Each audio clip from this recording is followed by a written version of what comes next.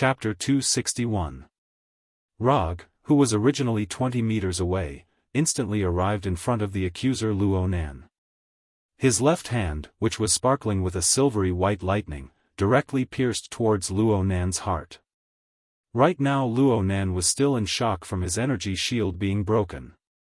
He never thought that his energy shield, which had never been broken before, would actually break at this time. Compared to the shattering of his energy shield, Rog, who had instantly appeared in front of him, didn't give him too much of a shock. It was already too late for him to reconstruct his energy shield. Rog wouldn't give him this kind of time. If Rog wasn't facing Luo Nan right now, but another carry warrior, then this Chidori would have pierced through the opponent's heart without any suspense, thoroughly ending the opponent's life. But Luo Nan wasn't an ordinary carry warrior. This wasn't the first time he faced a fatal attack that was close at hand. Even though he didn't have enough time to make any sort of defense or counterattack, he was still able to dodge the Chidori. The Kree armor he was wearing had bought him a true moment of time. And it was in this instant that normal people were unable to detect or grasp, that Luo Nan activated the most peculiar ability of the Universal Warhammer. Time Shift Domain. Luo Nan didn't have the ability to control time. The Universal Warhammer couldn't control time like the Time Gem. But the Universal Warhammer was one of the few weapons in the universe that could use the power of time. In the technologically advanced Carry Empire, why was the Universal Warhammer able to be called a god-level personal weapon? Aside from the Universal Warhammer being extremely versatile, the most important thing was that the Universal Warhammer was able to use Time Shift Domain. As for how the domain of time shift was created, even the Carry Empire's highest intelligence couldn't give an accurate answer. This ability was like time playing a joke on the Universal Warhammer. It inexplicably allowed the Universal Warhammer to possess this ability. How the time shift domain appeared wasn't the main point that Luo Nan cared about right now. What he needed right now was to use the time shift domain's ability to dodge Rog's Chidori. When the time shift domain's ability was activated, the time Luo Nan was in seemed to be completely isolated from the time of the entire world. It formed a sort of time parallel. For others, time didn't change at all. It flowed as it should. But for Luo Nan, who was in the domain of time movement and movement, the time he was in was extended. It was extended in a different sense. In this extended period of time, he had no way of changing what was already happening in the real world. Because that was the power of time. If he couldn't change time, he couldn't change reality. However, the time shift domain didn't exist to change time in the first place. From the name, Time Shift Domain, one could see the true use of this ability. Mobile domain. In the flowing river of time, it was a domain that could move one's position. In a way, this ability was very similar to teleportation that involved the power of space. However, teleportation relied on the power of space, while the time shift domain relied on the power of time. Although the borrowed power was completely different, the effect was still very similar. So in Rog's perception, Luo Nan, who had clearly been stabbed by him, instantly disappeared before his eyes. He dodged it? Luo Nan's instant disappearance made Rog frown slightly. He knew better than anyone else how fast Chidori's speed was. He had just felt the touch of hitting Luo Nan, and the green blood on his left hand's fingers proved this point. How did he disappear? Rog wasn't unfamiliar with the power of space, and he didn't think that Luo Nan's disappearance was due to his speed being too fast. Whether it was teleportation using the power of space or the instant disappearance brought about by extreme speed, it wasn't the same feeling as just now. Relying on the all-purpose Warhammer's time shift domain, Luo Nan successfully dodged Rog's Chidori and saved his life that was in imminent danger. Although he temporarily avoided the fate of death, using the time shift domain consumed a huge amount of energy, causing him to feel an intense sense of fatigue. There was no need to doubt the effect of the time shift domain. This wasn't the first time he used this ability to save his life. Even so, he still couldn't completely control this ability. He could only use it as a life-saving skill at a critical moment. Feeling the faint pain and numbness from his chest, Luo Nan began to seriously ponder. He had already experienced how strong Rog was. Although the current Rog didn't seem to be going all out, the strength he displayed so far had completely exceeded his expectations. Water, fire, wind, and thunder. In less than a few seconds, Rog used 4 completely different energy attacks. This level of proficiency in energy manipulation was even stronger than some special energy creatures. Did you kill Captain Marvel Carol? After a few seconds of silence, Luo Nan suddenly asked. You know that she's dead, but you don't know who killed her? Rog asked back. We really don't know who killed her. We just confirmed her death. It wasn't that the Kree's intelligence network wasn't advanced enough, nor was it that the Kree spies they hid on Earth didn't work hard enough. It was that they really didn't know anything. Even the news of Captain Marvel's death was told to them by someone else. Of course, Luo Nan wouldn't completely believe this kind of news from an unknown source, so he made some small confirmations. After a hint from the Supreme Intelligence and a visit to the planet Captain Marvel Carol guarded, he finally confirmed that the news of Captain Marvel Carol's death was true.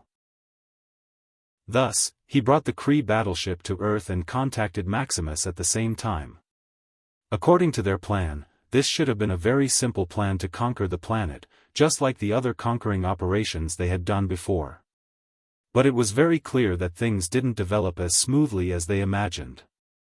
Since you know that she died in my hands, then I'll send you to accompany her. As soon as his voice fell, Rog attacked Luo Nan once again. Although he didn't know how Luo Nan dodged Chidori, he was very sure of one thing. The current Luo Nan consumed a lot of energy. Being able to dodge once didn't mean that he could dodge a second time.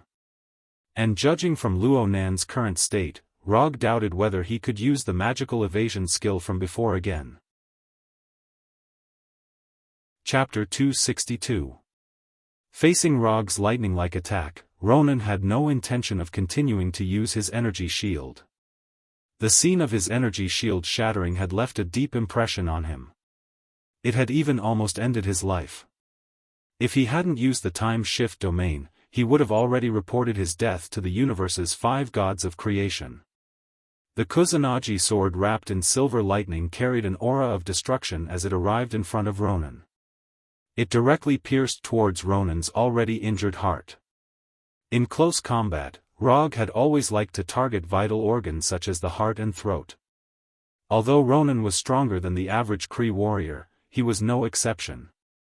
Seeing that the tip of the Kusanagi sword was about to hit him, Ronan finally moved. The warhammer in his hand instantly exploded with a terrifying shockwave far stronger than before. Compared to the previous shockwave, this shockwave was not only stronger, but it also covered a wider area. Boom! With Luo Nan as the center, a terrifying shockwave exploded like a bomb. It attacked every corner of the surrounding area from 360 degrees. Ronan was very clear that his speed was far inferior to Rog's.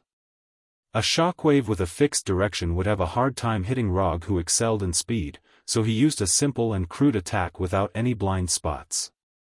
The command center that had already suffered a shockwave once welcomed another terrifying shockwave. But this time, it wasn't just the command center that was shaken. Even the battleship itself began to shake violently. Rog was no stranger to Ronan's attack style. It could even be said that in the past few months, this kind of area of effect attack was the most familiar attack style he had. The shockwave that couldn't be seen by the naked eye had just touched the tip of the Kusanagi sword when he decisively let go of the sword in his right hand. The Kusanagi sword was sent flying without any suspense, and his figure disappeared in an instant. Flying Thor. After being on the Kree battleship for so long, how could he not have left behind a few Flying Thor spells? Before fighting a boss in a game, you must save it. When you arrive at a place that could potentially become a battlefield, you must prepare a Flying Thor spell in advance. Being a cautious ninja wasn't just for show. The Kusanagi sword was sent flying, and the terrifying shockwave was like a hurricane that attacked the surroundings. The control panel was sent flying, the walls were broken, and the floor was shattered. Not only did Ronan's attack stop Rog's attack, it also destroyed the warship's command center. Luo Nan was different from Rog, who needed to preserve the warship to complete his mission. Clearly, Luo Nan didn't have any misgivings in this aspect. Let alone destroying the command center of the battleship, even if the battleship was blown up, he wouldn't feel any heartache. When the shockwave completely dissipated, the command center that was originally filled with Kree style was already a mess, turning into an even more punk style of space pirates. No. Even a space pirate spaceship would not have such a dilapidated command center.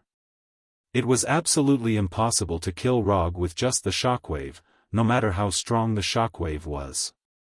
Luo Nan was very clear on this point. So when Rog disappeared in front of him once again, he suddenly raised the warhammer in his hand and fiercely smashed it into the ravaged ground. Bang! The shining black hammer hit the metal floor heavily.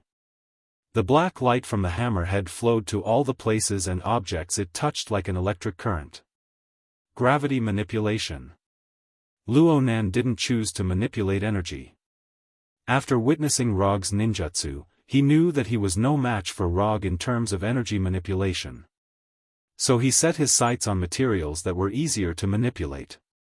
Compared to manipulating energy, manipulating materials was undoubtedly much simpler.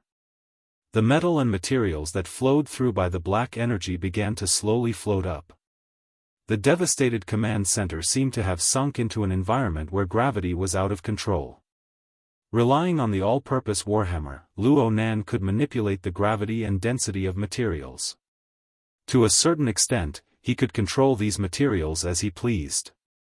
What he was doing now was to create a battlefield that was more suitable for him, a battlefield where he could display his full strength.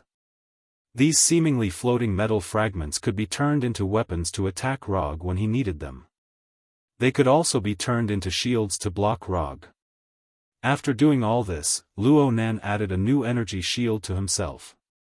Although the energy shield couldn't completely block Rog's attack, blocking Rog for a while wasn't too big of a problem.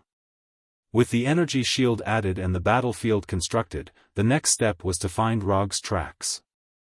Luo Nan had a rough understanding of Rog's fighting habits. Create openings and then assassinate at high speed. Whether it was the sword that slashed at the back of Luo Nan's neck or the attack that nearly pierced his heart, they were all like this. While Luo Nan was searching for Rog's tracks, Rog once again returned to the command center with the Flying Thunder God. He stood on the blade of the Kusanagi sword that was inserted into the wall and looked down at Luo Nan from above. An energy shield and floating metal fragments. This was a defensive counterattack. Rog wasn't surprised by Luo Nan's choice. Anyone would have made the same choice after experiencing two assassin-like close-range assassins in a row. When Rog stood on the Kusanagi sword and looked down at Luo Nan raised his head to look at him. His face was full of vigilance. At the same time, there was a hint of provocation. Aren't you very good at high-speed close-range assassinations? Come on then. Bring it on.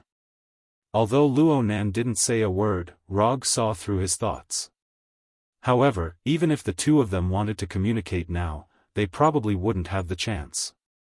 Most of the external equipment in the command center was destroyed by Luo Nan's shockwave attack that didn't distinguish between friend and foe.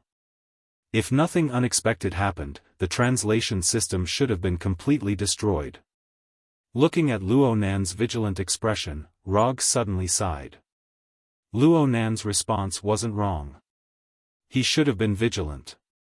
However, he overlooked a very important matter. Or rather, he didn't realize this matter at all. Rog was good at more than just physical attacks and energy attacks. He was good at mental attacks as well. When Luo Nan stared at him without blinking, Rog silently changed his 3-tomo Sharingan to Mangekyo Sharingan. Tsukuyomi. Seeing Rog's 3-tomo Sharingan inexplicably rotate, Luo Nan sensed that something was wrong. However, he didn't have any chance at this time. In just an instant, Luo Nan's mind was pulled into the Tsukuyomi world by Rog. It was a Tsukuyomi world that was completely controlled by Rog. The ground was as black as ink and flowing water. A huge red moon hung in the gray sky. Luo Nan's face was full of vigilance as he constantly sized up this strange world. Then, he saw Rog wearing a black auspicious cloud robe and the Kusanagi sword in his hand that shone with a cold light. Chapter 263. The moment he saw Rog, Luo Nan instinctively wanted to clench the omnipotent warhammer in his hand. But he soon realized that there was nothing in his hand. Not only that, but he was also instantly bound by a powerful force that he could not resist. His entire body was tightly bound to the cross that was slightly larger than him. Not good. Although Luo Nan didn't know what had happened to him, he was certain that he had completely lost the ability to resist. No matter how hard he tried, no matter how hard he struggled, he couldn't break free from this seemingly ordinary cross and the small chain that bound his hands and feet. Don't struggle. If you can break free from the shackles, you can leave this place freely. Rog ignored Luo Nan's struggle because he had already confirmed that Luo Nan's mental strength was far inferior to his the moment he pulled Luo Nan into Tsukuyomi's world. It was a bit funny. Tsukuyomi was his Mangekyo ability, but he didn't know how to crack Tsukuyomi. If it was in Naruto's world, he more or less knew some ways to crack Tsukuyomi. But here, he could only try one by one. Up to now, only 3 people had experienced Tsukuyomi. One was Hulk, one was the unexpected Banner, and the other was Luo Nan in front of him. Hulk tried to crack it but failed. Banner barely tried to crack it, but the result was worse than Hulk's. As for Luo Nan, Rog was looking forward to his performance. Where is this? After confirming that he couldn't break free from the shackles for the time being, Luo Nan quickly calmed down and asked. You can simply understand this place as a world that belongs to me. By the way, let me remind you. Don't count on others to save you. No one will come. Although Luo Nan seemed to have given up resisting, Rog knew very well that it was absolutely impossible for a person like him to accept his fate so easily. Generally speaking, the more a person pursues strength, the more unwilling they are to accept their fate. And Luo Nan was obviously the kind of person who pursued strength extremely. What do you want to do? You brought me here specially. Don't tell me you want to chat with me? Speaking of this, Luo Nan suddenly realized something. It seems that you have also discovered that this place isn't the real world. If this is the real world, I won't understand what you're saying, and you won't understand what I'm saying either. Rog answered casually. He wasn't worried that Luo Nan would guess anything from his answer. Sure enough, Luo Nan became silent after hearing Rog's answer. It wasn't the real world, which meant that it was a mental attack.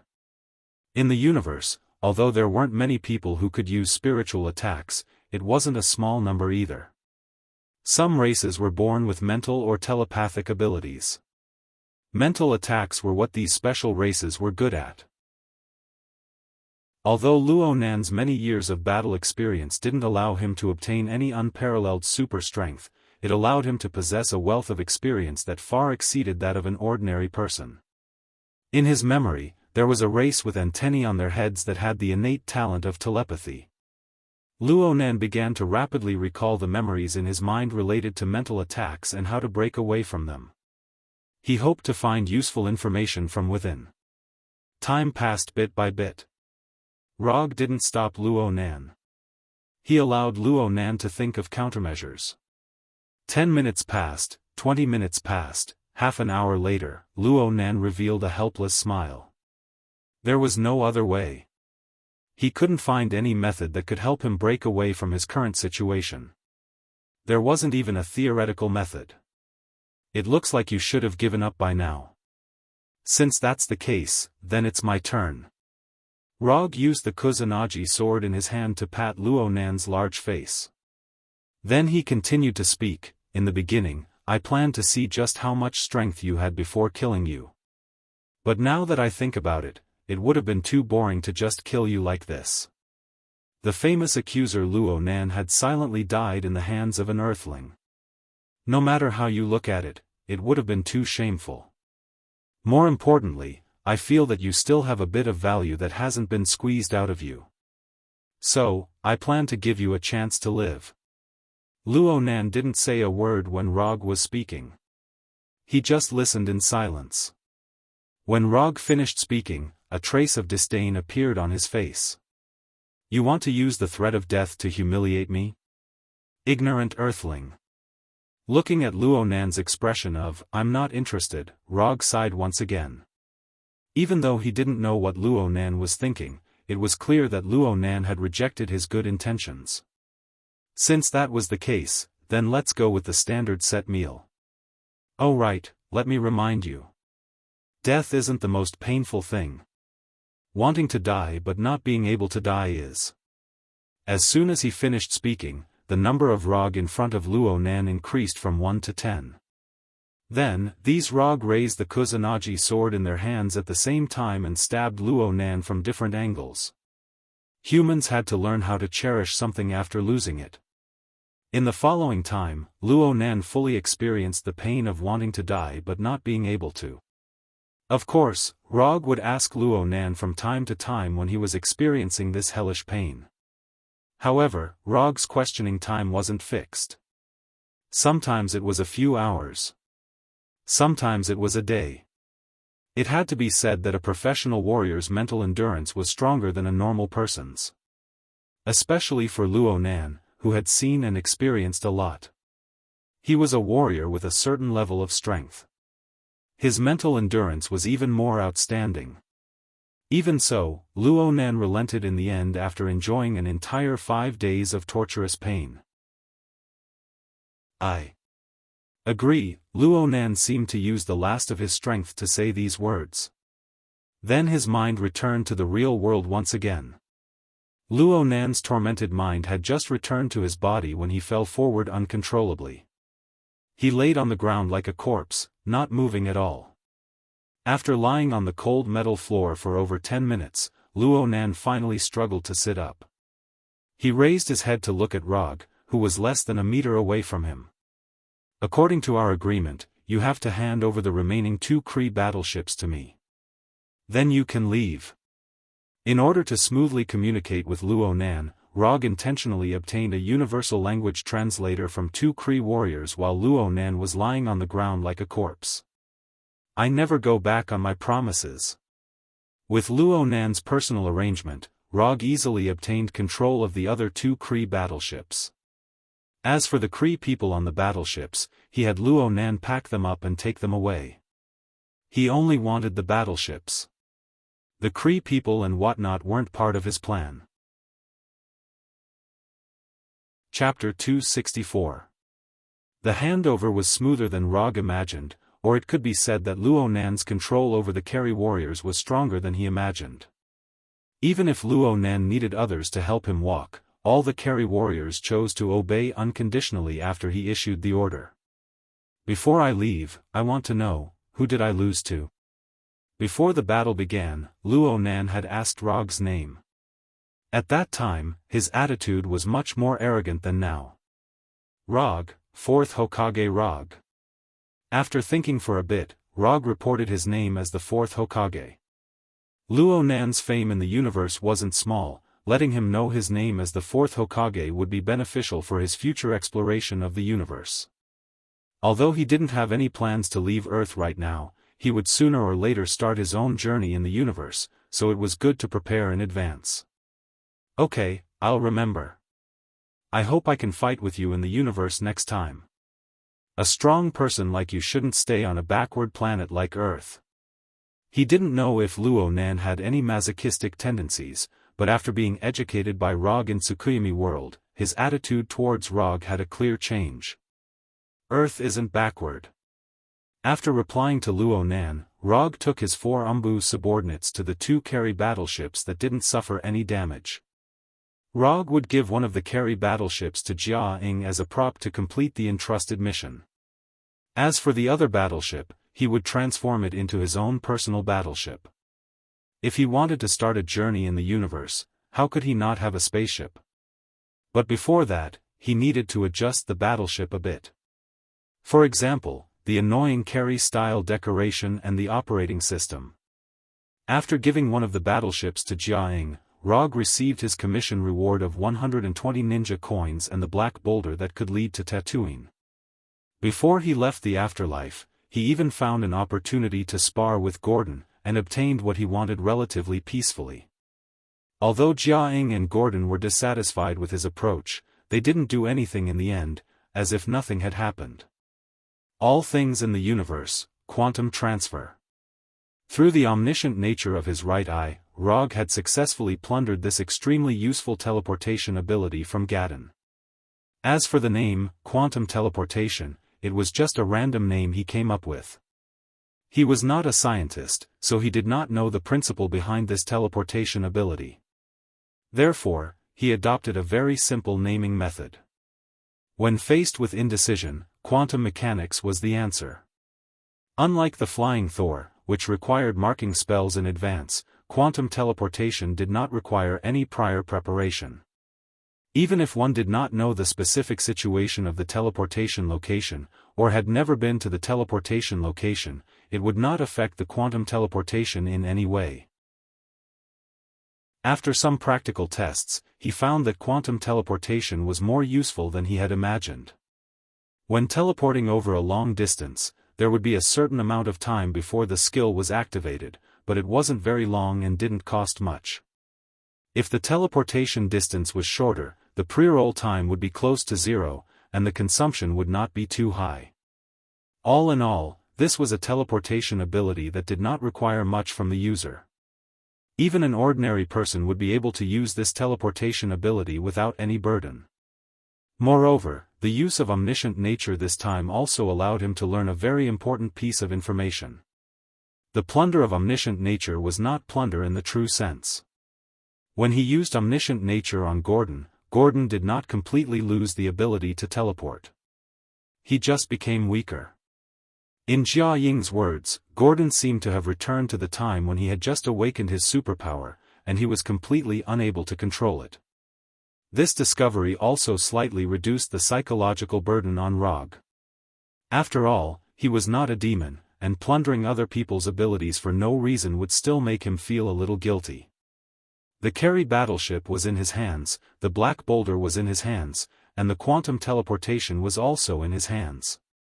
Rog's trip to the afterlife could be said to be a fruitful one. Before leaving the afterlife, she should be called Daisy now. Daisy said that she wanted to live with Jianghu and Calvin for a while and experience the feeling of living with her parents. In this regard, Rog had no objection and waved his hand to give Daisy half a year's annual leave. After saying goodbye to Daisy, Rog and the 4 Umbu members teleported back to Konoha's headquarters. Time flies, and half a year passed in the blink of an eye. Daisy, who has officially changed her name, also took the annual leave given by Rog a few days ago and returned to Konoha. In the past 6 months, Rog did not perform any commission, nor did he exchange anything from the system. Since he plundered Gordon's quantum teleportation ability, he embarked on the path of self-development of Kekkei Genkai.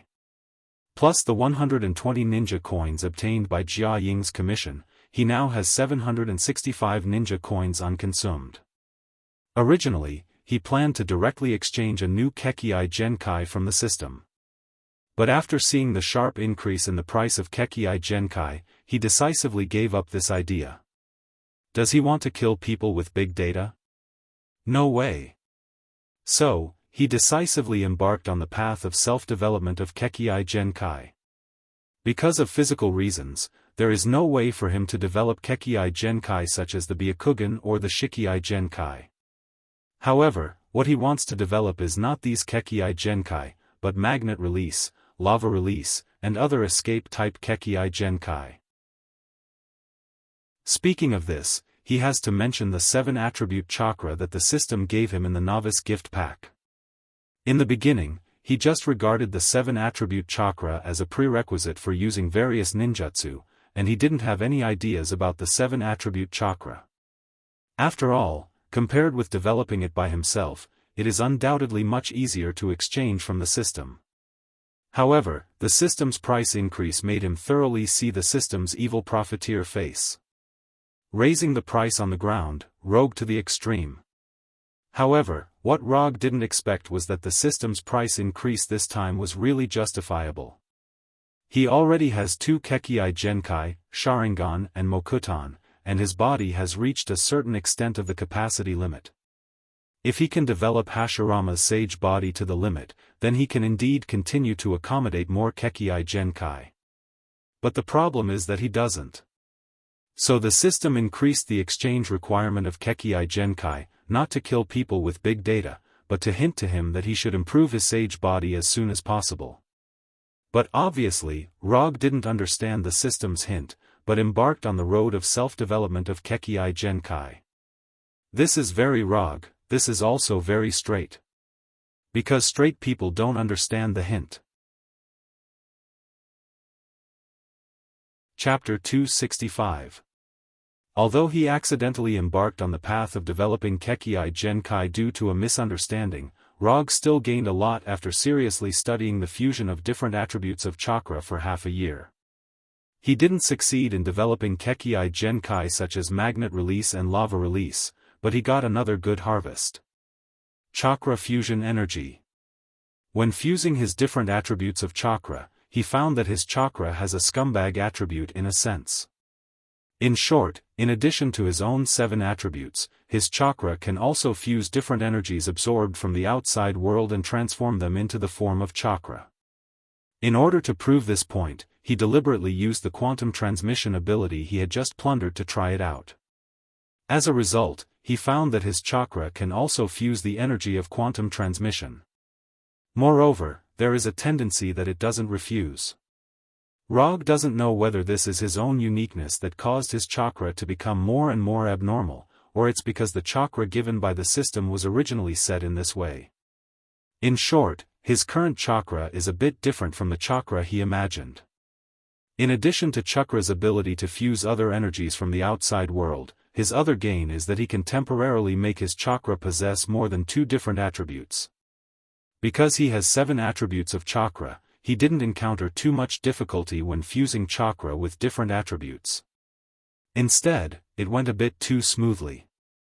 As long as he wants, he can make chakra possess 2 or 3 attributes at any time. The reason why he didn't develop Kekkei Genkai such as magnet release and lava release is that he finally found that his body has reached a certain limit. It's not difficult to temporarily make chakra possess different attributes. What's difficult is that his body has no way to completely turn these different attributes of chakra into instinct, so he can use magnet release and lava release like using wood release. The system's subtle hint finally achieved its effect at this time. After understanding this, Rog did not continue the development of the bloodline limit. Instead, he shifted his focus slightly and moved the development of the immortal body up to the agenda. The development of the bloodline limit had come to an end for the time being because of his body. Instead, it was the cultivation of the immortal body, as well as the cultivation of Susanoo. The purpose of further improving the immortal body was to increase the limits of the body so that the body could contain more bloodline limits. Practicing Susanoo is to increase one's offensive and defensive means. Let's not talk about the power of Susanoo, just its appearance alone is enough to explain the problem. The cultivation of Susanoo is divided into 6 stages, that is, 6 forms. The initial form of Susanoo only had arms and ribs, and the gap between them was relatively large. It didn't completely wrap the user, and its appearance and power were also the worst. However, even in its initial form, Susanoo already has a variety of functions such as attack, defense, control, and so on, and can resist most of the attacks. It took less than a month for Rog to completely master the initial form of Susanoo. The first form after the initial form is a complete skeleton. The physical form of chakra will also completely wrap the user, and the attack and defense power will also be further improved, and some relatively simple sword weapons can also be used. Although the first form of Susanoo still doesn't look good, it already has the ability to become a trump card in battle, and it can be regarded as a good trump card. The second form after the first form, that is, the form of Susanoo that Rog has now mastered, is the form with the best balance. From this form, Susanoo can use some of the user's exclusive weapons and ninjutsu. Moreover, this form of Susanoo has the same long-range attack ninjutsu, Yasaka no Magatama. The second form of Susanoo has also finally got rid of the appearance of a skeleton. It has meridians and flesh, and the degree of completeness has been significantly improved. After mastering the second form of Susanoo, Rog intended to cultivate to the third form of Black Tengu armor in one go, which is the final form mastered by Uchiha Itachi. He wanted to see if he, who has similar Mangekyo patterns as Uchiha Itachi, and also has Tsukuyomi, can have Tatsuka sword and Yata mirror like Uchiha Itachi. However, Hinata's report made him temporarily dispel the idea of continuing to cultivate Susanoo. After spending half a year and a lot of manpower and material resources, Hinata completed the transformation of the Kree battleship, completely transforming it into the appearance requested by Rog. At the same time, Hinata completed the study of the Black Boulder on Tatooine. Hinata can now open the portal to Tatooine at any time through the Black Boulder, and when he needs it, she can open it again and let him return to Earth. Since obtaining the Black Boulder, Rog has been thinking about how to develop Tatooine. Although the civilization and creatures on Tatooine are completely extinct because of the hive, it is undeniable that it is a suitable planet for human habitation. Whether it was to develop his own secret base or to do some other things on it, Tatooine had great development value. Rog hasn't decided on the specific development plan for the time being, but he doesn't mind cleaning up the hive on it first. Rog didn't tell anyone about going to Tatooine, and no one even knew that he was leaving Earth. In the past half a year, he often stayed in the training room alone to train, and sometimes he stayed for 10 days to half a month, so Walter, Punisher, and others have long been used to not seeing him often. After taking the special tablet specially prepared by Hinata, Rog jumped into the black pool transformed from the Black Boulder and quietly left Konoha's headquarters. In just an instant, he crossed an unimaginable distance of space from Earth to Tatooine, which is located in an unknown part of the universe. The sky was gray, and the land was deathly still. After arriving at the legendary planet of Tatooine, Rog's first impression was that it was very similar to the home of the Dark Elves, Svartalfheim. Both were planets that had given birth to civilizations and were eventually completely lost. Both were planets that were once full of life and eventually dead. After looking at the sky and land that were completely different from Earth, Rog began to use chakra perception. After years of cultivation and improvement, his chakra perception still hasn't reached the level of sensing the entire Earth, but it has improved considerably. For example, he can sense half of the Earth. Of course, this is only the limit of the initial perception range. In the case of detailed perception, the range of perception will be greatly reduced. However, on Tatooine, which has no signs of life, he doesn't need to use detailed perception. On this planet, there is only one creature, and that is the Inhuman Hive. Chapter 266. On the silent planet of Tatooine, Rog stood motionless like a statue. A 3D map appeared in his mind. As time passed, the map's range continued to expand, quickly extending beyond the horizon. There were no signs of life. Rog's perception range had already extended to hundreds of kilometers, but he still could not sense any signs of life. At this time, on Tatooine, there were only a few living plants, let alone living beings. Although he had not gained anything until now, Rog was not worried that he would not be able to find Hive. Even if he could not find it, Hive would take the initiative to find him. For Hive, who had been in a state of hunger for a long time, Rog was a delicacy that had been delivered to his door. A delicacy that could allow him to continue living, and even a chance to leave the planet. Rog's perception range continued to expand.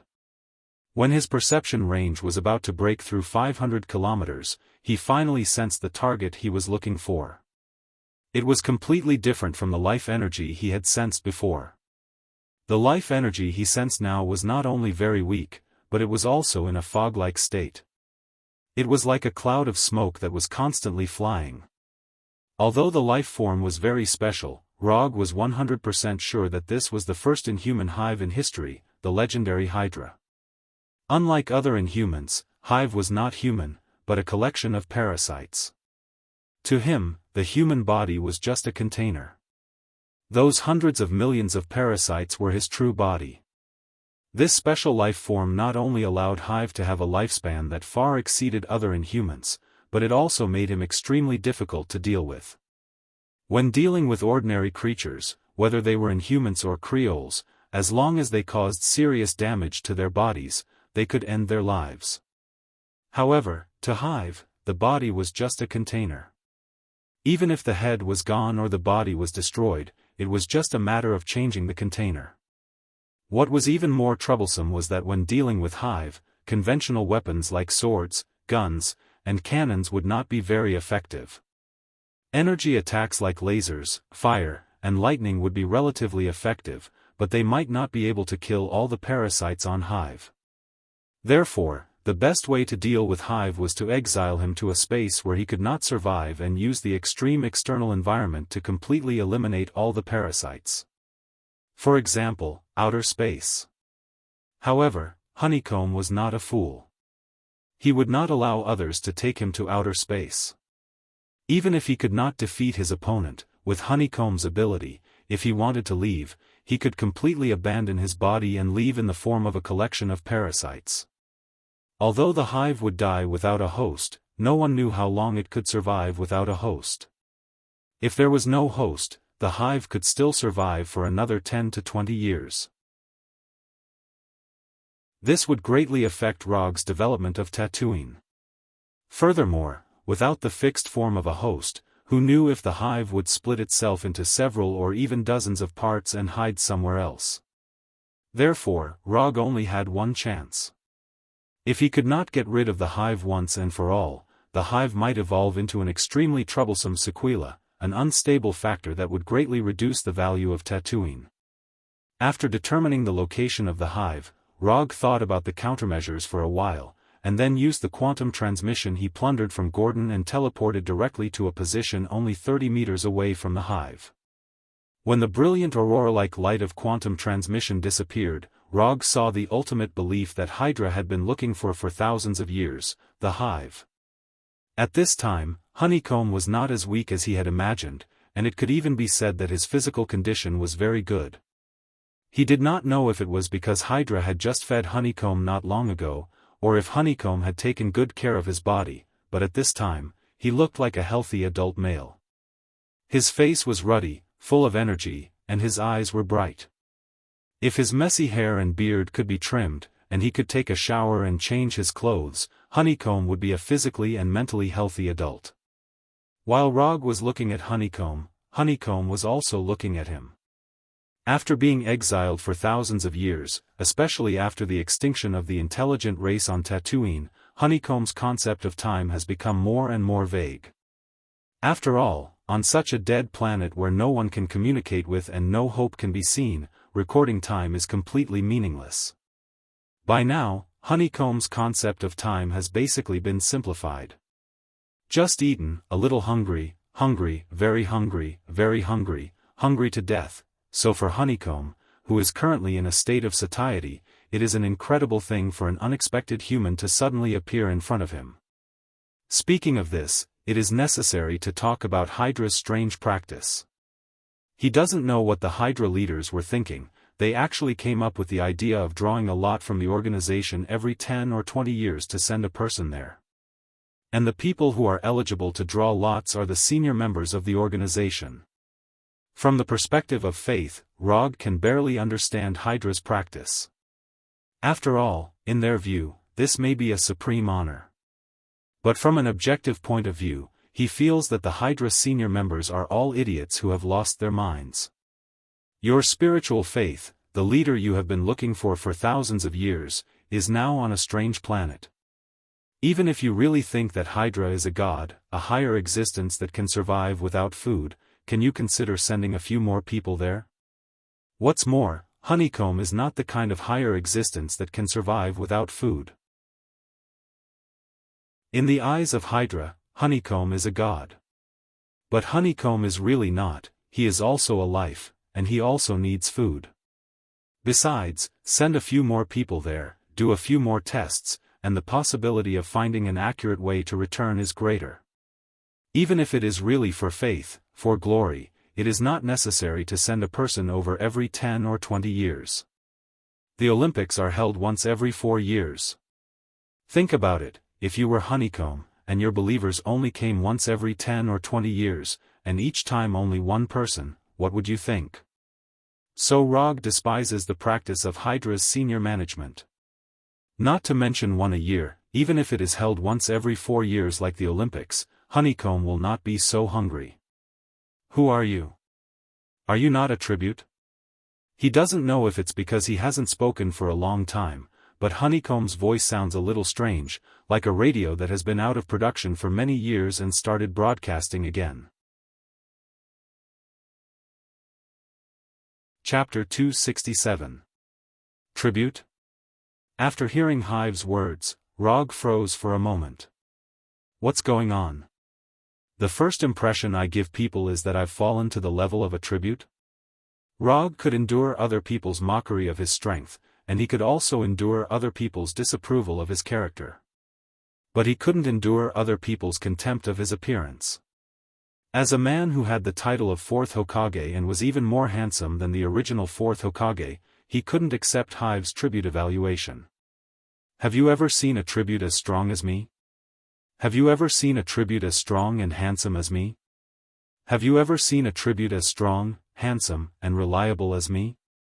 Tribute? You're the tribute, your whole family is the tribute.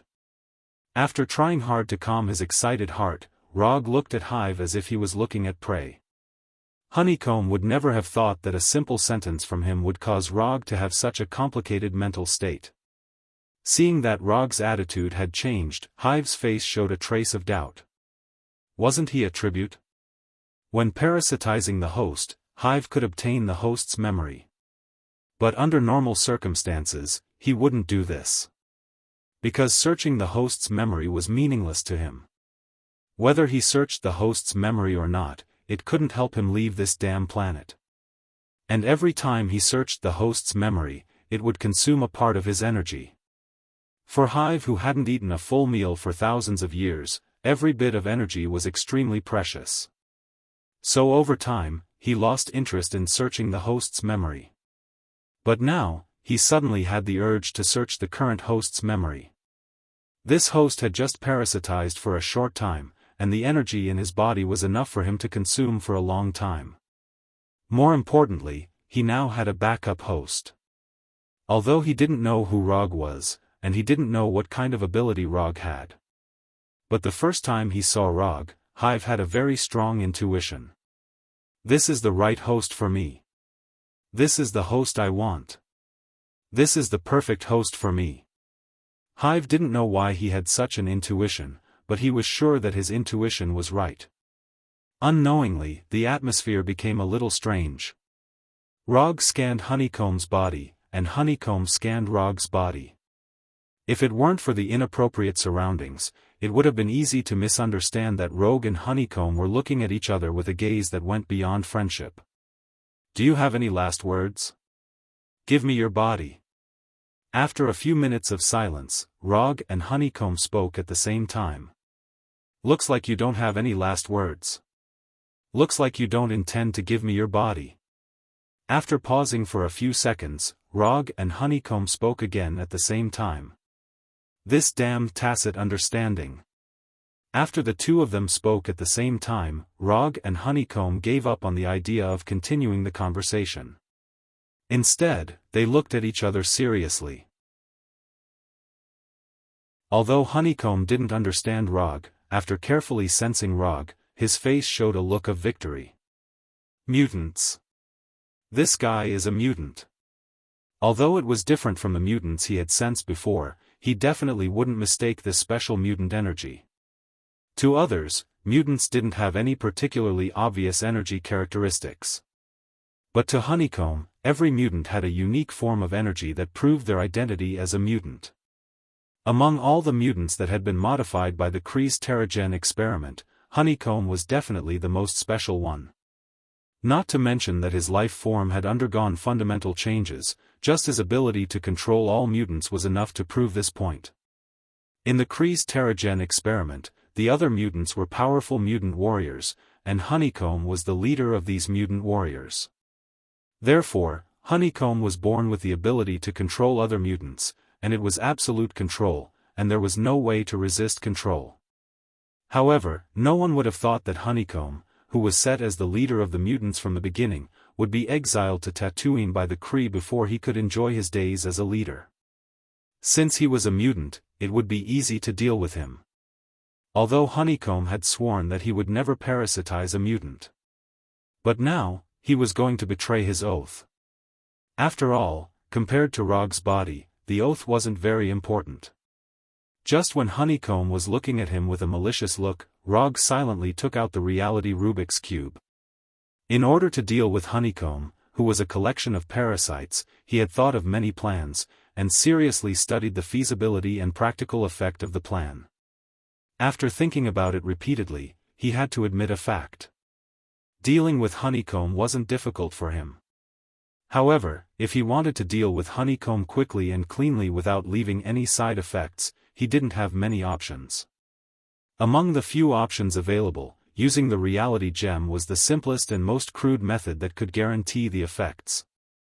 Therefore, as a ninja who yearns for glory and battle, he decisively made the final choice. Reality gem. Simple and direct, end all troubles. Just one time, and all future troubles can be eliminated. After Rog took out the dark red reality Rubik's Cube, Honeycomb's innate crisis instinct issued an unprecedented warning. This strong warning that almost occupied his entire consciousness instantly interrupted Honeycomb's beautiful fantasy of Rog's body. Honeycomb didn't know why he had such a strong warning, but as an old monster who had lived for thousands of years, he unconditionally trusted his crisis instinct. Without any hesitation, it could even be said that he was extremely determined. Honeycomb instantly turned into a cloud of black fog, flying in all directions like locusts. Things like host and parasitism were completely out of his consideration now. However, he was still a step too late. The reality Rubik's Cube in Rog's right hand flashed with a dark red light that wasn't dazzling but strange enough, and the surrounding space instantly changed. The originally unobstructed space turned into an enchantment. Space barrier. Using the reality Rubik's Cube, Rog created a spherical space barrier with a diameter of 100 meters, completely enveloping Honeycomb. Preventing Honeycomb from leaving in the form of his body was just the first step of the plan. When the spherical space that even the tiniest atom couldn't pass through was formed, Rog began to further compress this huge spherical space with a diameter of 100 meters. The black fog-like body of Honeycomb was constantly driven back to the host's body. Although the body of Honeycomb was driven back to the host, Rog still didn't stop compressing the space. In the end, a spherical space mixed with Honeycomb's body parasites and human flesh floated in the air. From the initial diameter of 100 meters to the size of a basketball. All of this happened in just a few seconds. After being completely trapped in this extremely crowded spherical space, Honeycomb finally understood why his instincts were giving him such a strong warning. This guy is ridiculously strong. Honeycomb, who had never seen an infinity stone, regarded the ability of the reality gem as Rog's own ability. Chapter 268. If Hive's vigilance was just a little bit higher, for example, he would have chosen to run away the moment he saw Rog. In that case, he might still have a sliver of a chance to survive. Unfortunately, thousands of years of exile had caused him to lose the vigilance that he should have. Hive, who was completely wrapped in the spherical space, didn't completely despair at this time. Although he didn't know what Rog was going to do next, he was confident in his ability to survive. It's nothing more than a change in the place where I'm imprisoned, this won't scare me. After looking at the disgusting sphere floating in front of him, Rog once again activated the reality cube. The reality gem does have the ability to modify reality, but to maintain the modified reality, it also needs a constant supply of energy. Rog wasn't a Kree, and he didn't plan to exile or imprison Hive. Killing Beehive was his real goal. Using a completely enclosed spherical space to completely trap Hive was only the first step of the plan. The reality cube in Rog's hand once again shone with a strange dark red light, and a half-meter wide circular portal appeared in front of him. Using the reality cube, Rog built an interstellar portal that was opened by the cosmic cube during the Battle of New York. Compared to the portal built by the cosmic cube, the portal built by the reality gem was much smaller and less stable. But Rog didn't care much about this. What he needed now was a one-time teleportation portal that could connect to outer space. Whether it was stable or safe, he didn't care at all. When the half-meter wide portal was completely formed, Hive, who was trapped in the spherical space, finally realized something. This guy didn't want to imprison me. After realizing this, Hive in the spherical space began to surge wildly, trying to find an escape that didn't exist. Hive's survival ability was indeed very strong, and he could safely survive in places where most creatures couldn't survive. But this didn't mean that he could survive in any environment. Vacuum, or outer space, was an environment where he absolutely couldn't survive. I've already asked if you have any last words, so this time, I'll just say goodbye. As soon as his voice fell, the right hand formed by chakra grabbed the floating spherical space, and through this spherical space mixed with human flesh, clothes, and the parasites of the Hive into the portal that had just been constructed. The basketball-sized spherical space drew a beautiful arc in the air and then fell directly into the portal. Perfect hit. When the spherical space passed through the portal and entered an unknown place in outer space, Rog ended the maintenance of the portal. The portal that emitted a faint blue light disappeared as if it never appeared. After the portal closed, Rog was forced to end the maintenance of the spherical space. The terrifying distance in space increased the energy required to maintain the spherical space. As a meticulous person, and in order to kill the Hive as soon as possible, Rog cut off the energy supply without hesitation. Without a continuous supply of energy, the spherical space that violated the laws of nature could not continue to exist. So, in a corner of the universe, the basketball-sized spherical space shattered with a bang. The human remains and the Hive itself in the space welcomed the warm welcome of the outer space environment. Rog had no interest in what would happen to the Hive in outer space in the vacuum environment.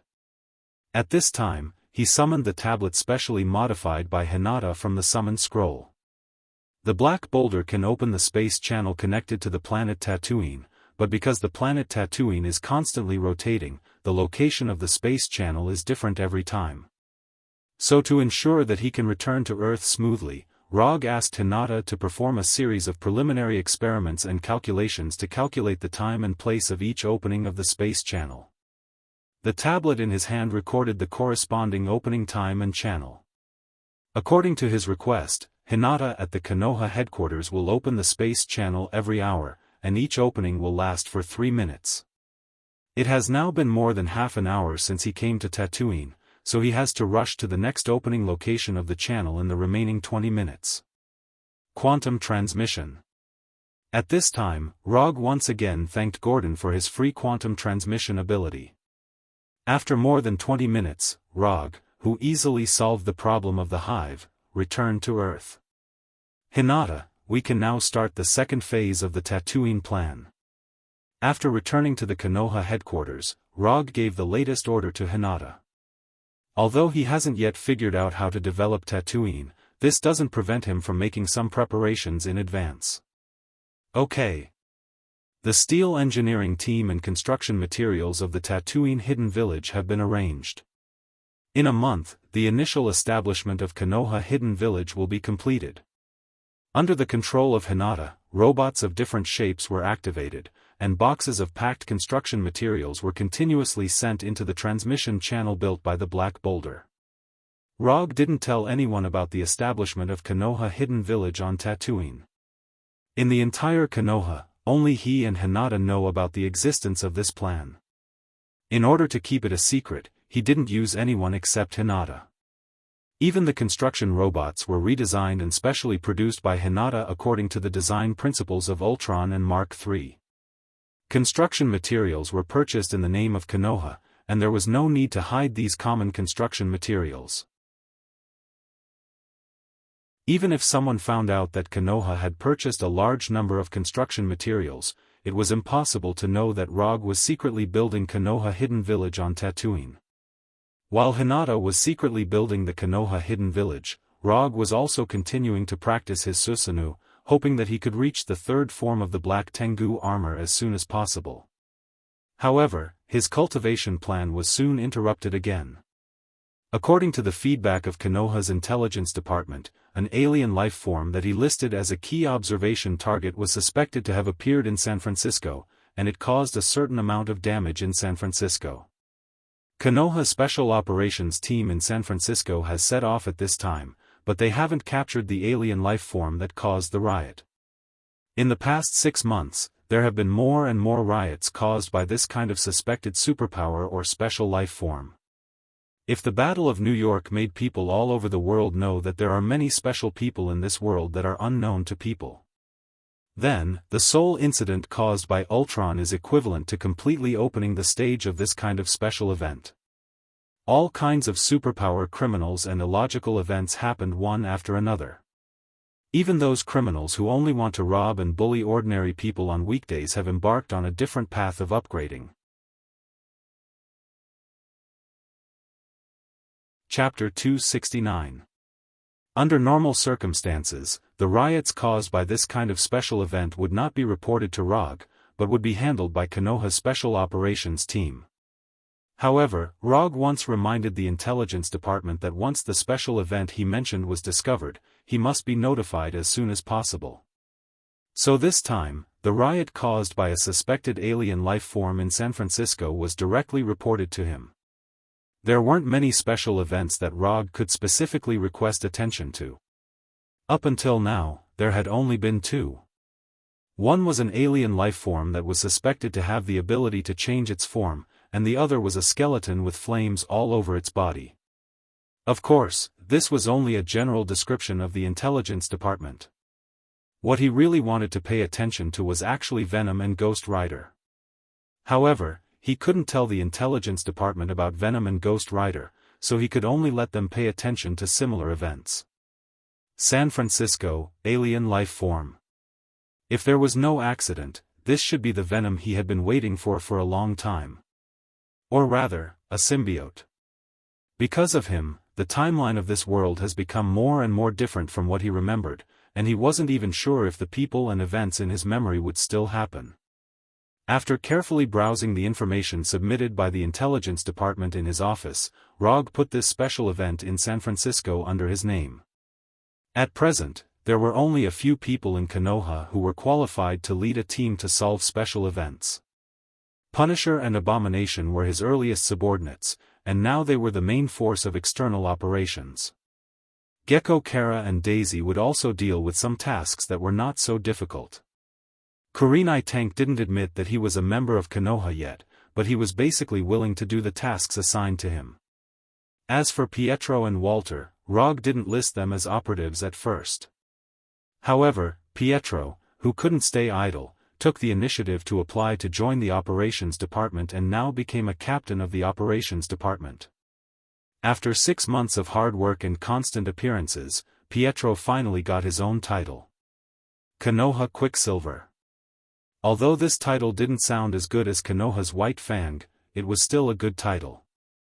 Walter also went on several missions with Quicksilver, but they were all ordinary missions that weren't very difficult. Perhaps it was because of Walter's personality, but he wasn't very interested in fighting and didn't use his superpowers as often as Pietro did. Walter's decision made Rog feel much more at ease. Walter's ability was indeed very strong. At its peak, it could even surpass the reality gem. However, the greater the power, the greater the possibility of losing control. Rog didn't want Walter to say that there were no more superpowers in Konoha. After putting the incident in San Francisco under his own name, others would not intervene in it. Unless Rog couldn't handle it or took the initiative to ask for help. After reading all the information collected by the intelligence department, Rog set off directly.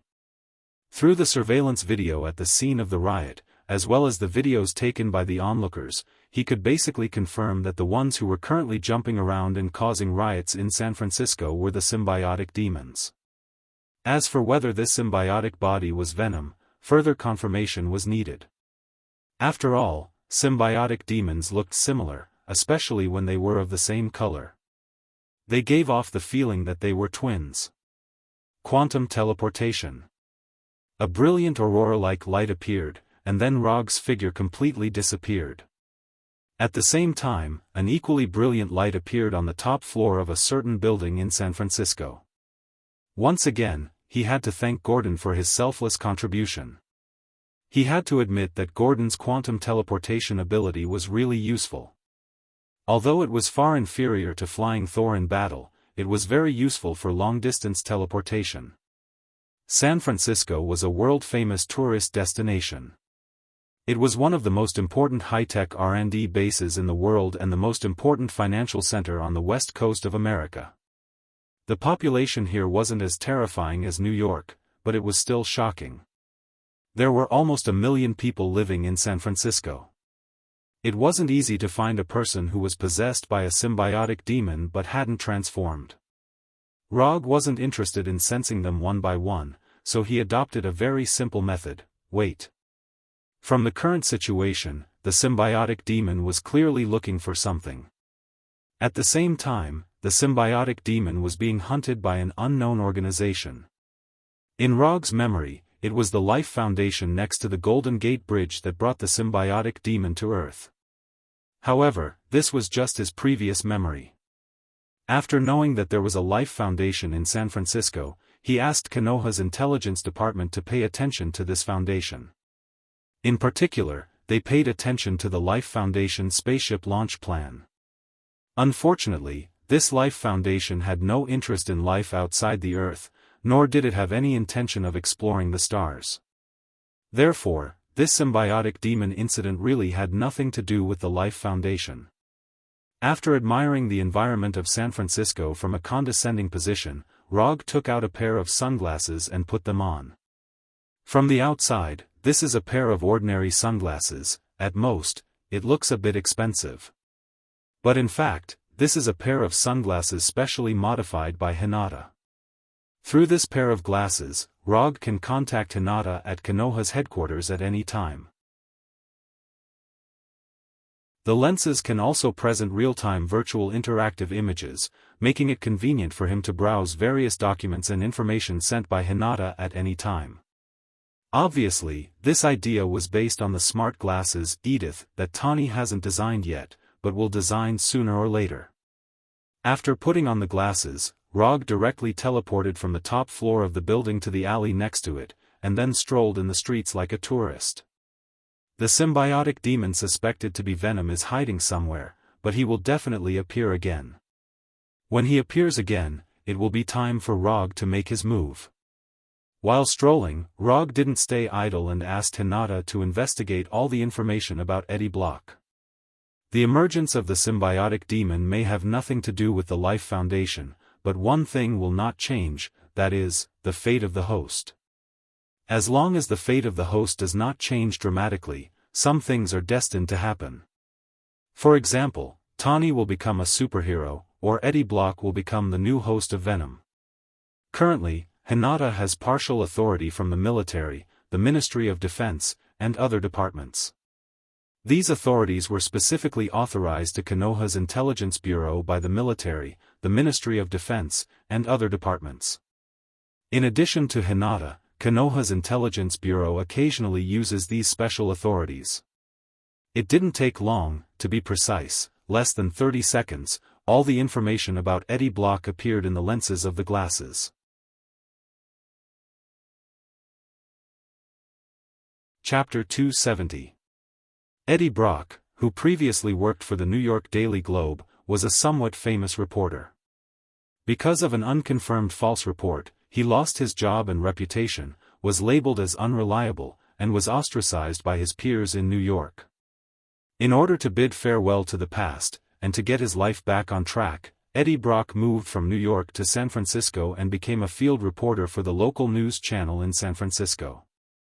With his excellent professionalism, Eddie quickly gained a foothold in San Francisco, and even had his own news column.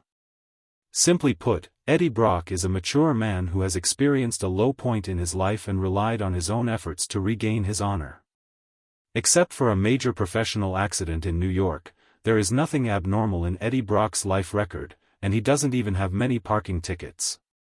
If you only look at this information, it would be difficult for ROG to associate Eddie Brock with Venom. Although from the information, Eddie Brock doesn't seem to be the kind of person who would commit crimes with extraordinary powers, ROG still insists on his own opinion. If the symbiote that caused the riots in San Francisco is really Venom, then the host of Venom must be Eddie Brock. Because this is the fate of Eddie Brock. Investigate Eddie Brock's whereabouts in the past few days. I want to know what he has been doing in the past few days. After issuing the latest instructions to Hinata, ROG turned off the virtual projection on the lens and began to wander around the streets and alleys of San Francisco like a real tourist. Taste the signature dishes of famous restaurants, enjoy the scenery of famous scenic spots, and respond to fans' requests for photos. If it weren't for the fact that he would occasionally perceive the special lifeforms nearby while wandering, ROG would look no different from a real tourist at this time. And in the process of wandering, he realized for the first time that being too famous was not a good thing. Although he has rarely performed tasks in public as the fourth Hokage recently, even so, it has not reduced his popularity among the people. After signing nearly 100 signatures and enduring more than a dozen female fans with hot figures and hot personalities, he finally dispelled the idea of wandering around with his real face. At night, the Golden Gate Bridge. ROG, who changed his appearance with the transformation technique, stood at the top of the bridge, overlooking downtown San Francisco. By hacking into San Francisco's city surveillance system and the various surveillance cameras on the road that can be connected to the internet, Hinata sorted out the specific whereabouts of Eddie Brock in the past few days. Although the scene of the symbiotic demon's transformation was not captured by the surveillance camera, it was basically certain that the host inside the symbiotic demon was Eddie Brock. Now that he had confirmed that the host was Eddie Brock, the identity of the symbiotic entity was obvious. Venom. Venom claimed to be the loser of the symbiotic demons, but it had the power to contend against the leader-level riot. The identity of the symbiote and the host has been confirmed, but Hinata did not investigate which organization appeared to be capturing Venom. The weapons and equipment used by the captors were not common goods commonly seen on the market. It could even be said that these weapons and equipment were custom-made products. Not only that, but Hinata also discovered that the weapons and equipment used by these captors had never appeared in any country before. In addition to the custom-made weapons and equipment, the combat accomplishments shown by the captors were also amazing. Even compared with Hydra and S.H.I.E.L.D.'s action teams, there was no obvious gap between these captors. Custom-made weapons and equipment, excellent capture teams, these all prove one thing, that is, the organization that is now targeting Venom is not a third-rate character.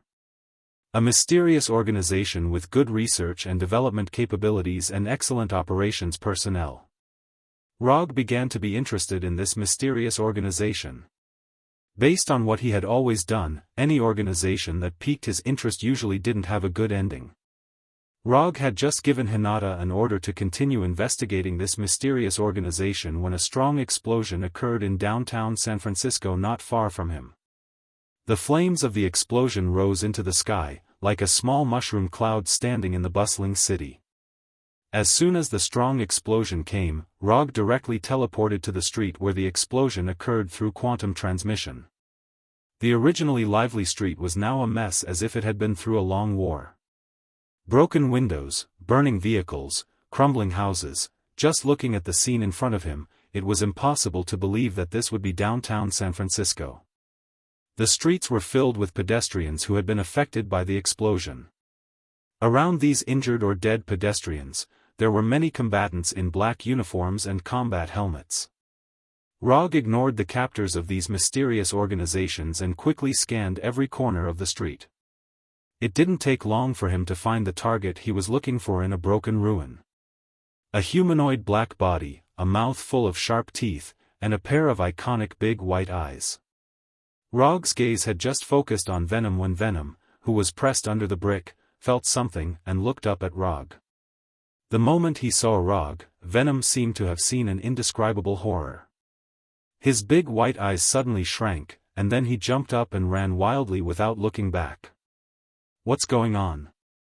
Venom's abnormal behavior stunned Rog. Although he didn't know why Venom was so scared, Rog had no intention of letting him go easily. Venom, who was nearly 3 meters tall, used both hands and feet to run wildly on the streets of San Francisco like a beast. Venom, what's wrong? As the host, Eddie Brock asked quickly. This was the first time he had encountered such a situation. The person behind us is very dangerous. Venom, who was running wildly, replied with a serious tone. The person behind us? There is no one behind us. Eddie Brock just wanted to continue asking when he saw Rog in front of them.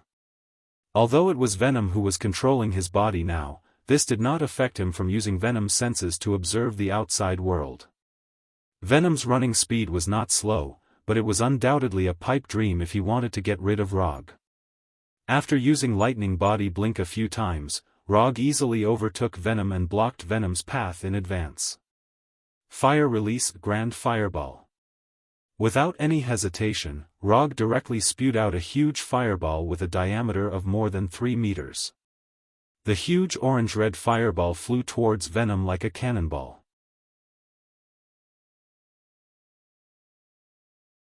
Chapter 271. For a long time, fire release has been described as smokeless and can't burn people to death. However, this situation will never happen to Rog. Although he didn't count carefully, the number of people who died under his fire release attack is not small. Among them are many Warnerheim Protoss warriors whose physique is far beyond that of the Earth's humans. Seeing the huge fireball with a diameter of 3 meters coming towards him like a cannonball, Venom quickly began to change direction. This level of fire attack, not to mention Venom himself, is afraid of fire attacks. Even if he doesn't have the weakness of fire, he doesn't intend to use his body to resist the fireball. Venom's limbs suddenly exerted force, and his whole body jumped high like a flea, trying to directly avoid the oncoming fireball. However, Rog's attack is not so easy to avoid. Under normal circumstances, Grand Fireball can only be used in a straight-line attack, and it is very easy to avoid. This is why fire release ninjutsu is underestimated. Ninjutsu that can't hit the target, or ninjutsu that can be easily avoided, is a ninjutsu that has no practical value. Therefore, in order not to waste the ninjutsu he used to exchange for Grand Fireball, Rog made some improvements to the Grand Fireball jutsu. The Grand Fireball jutsu is indeed not much of a threat. But what if the Grand Fireball can change its trajectory? In order to change the trajectory of the Grand Fireball, Rog borrowed some of the techniques of Fire Dragon Bomb. Chakra can control the direction of the Fire Dragon Bomb, making it extremely difficult to avoid. Since the Fire Dragon Bomb can do this under Chakra's control, then Grand Fireball naturally has this possibility. After a series of tests and practical operations, Rog successfully mastered the method of controlling Grand Fireball with Chakra. Venom, who jumped high, just breathed a sigh of relief. Then he saw the huge fireball that should have continued to fly forward suddenly change direction and flew straight towards him in the air. Bad. The air is not the ground, there is no place to borrow strength here. Although the sudden change of direction completely disrupted Venom's rhythm, Venom still didn't give up. Venom's hands shot out a black spiderweb-like substance that flew like lightning towards the houses on both sides of the road. As long as a black spider silk sticks to the house, Venom can swing out of here like Spider-Woman Gwen. Venom's response wasn't wrong, but he underestimated the flying speed of the fireball and overestimated the speed of the black spider silk. Boom! Venom's hands had just shot out black spider silk when the huge fireball hit him like a heavy truck, and the orange-red flames instantly engulfed his entire body. Although the temperature of the grand fireball is not very amazing, it is completely enough for Venom, whose weakness is flames. Venom, who was engulfed by the orange-red flames, fell heavily to the ground. His whole body rolled crazily as if he had lost his mind. Relying on his Sharingan, Rog can clearly see that Venom's black body is rapidly shrinking at a speed visible to the naked eye. If the flame lasts a little longer, Venom will completely change back to Eddie Brock's appearance. But fortunately, the flame of the grand fireball only lasted for 2 or 3 seconds before it ended. When the orange-red flames completely dissipated, Venom seemed to have successfully lost weight, shrinking from nearly 3 meters to about 2.5 meters. In addition to the obvious change in his body shape, Venom's spirit seems to have suffered serious damage. He knelt on the ground weakly, sticking out his long tongue and gasping for breath. For some reason, looking at Venom's current appearance, Rog suddenly felt a little unbearable. However, he quickly threw these thoughts to the back of his mind. Although Venom looks miserable now, with his healing ability, it won't take long for him to recover completely. Rapid recovery and regeneration are as simple as breathing for the symbiotic demons. Sure enough, within a few seconds, Venom, who was kneeling on the ground, began to expand rapidly, expanding back to his previous 3-meter-high appearance. Do you want to fight here and then talk? Or should we skip the fight? Rog came to Venom and asked in a calm tone. He didn't intend to kill Venom. If he wanted to kill Venom, he didn't need to do it himself. The reason why he came to San Francisco was that he had some deals to discuss with Venom. Who are you? I never talk to guys who pretend to be other people. Although Venom couldn't see through Rog's transformation technique, he was sure that Rog had used some kind of mysterious disguise. This is not a special ability, it is purely an intuition that he has obtained after living for a long time and experiencing too many things. My name is Rog, if you like, you can call me Yondaime Hokage. Rog directly reported his identity, but he did not remove the effect of the transformation technique. After hearing Rog's reply, Venom did not answer immediately, but began to search the memory of the host. Whether it was Rog or Yondaime Hokage. For Venom, who had just arrived on Earth and was inexplicably hunted as soon as he arrived, they were all completely unfamiliar existences. After roughly figuring out the identity of Rog through the memory of the host, Venom gave his answer. Where are we going to talk? Of course, we are going to the hotel to talk. As soon as the voice fell, the light of quantum transmission emerged from Rog's body, and then completely enveloped Venom. After the brilliant aurora-like light disappeared, the figures of Rog and Venom also disappeared completely. Then, a luxurious hotel suite appeared in front of them. This suite was specially reserved by Rog during the day. After looking around the environment in the suite, Venom went directly to the sofa in the living room and lay down directly. The black Venom on the white sofa. Although Venom's image and movements were a bit dazzling, Rog didn't say anything about it. You can't use Earth's etiquette to ask an alien creature, it's unreasonable. Boom! When Venom lay on the sofa like a master, Rog also lifted the effect of the transformation technique, revealing his true face. I want to know, how did you come to Earth?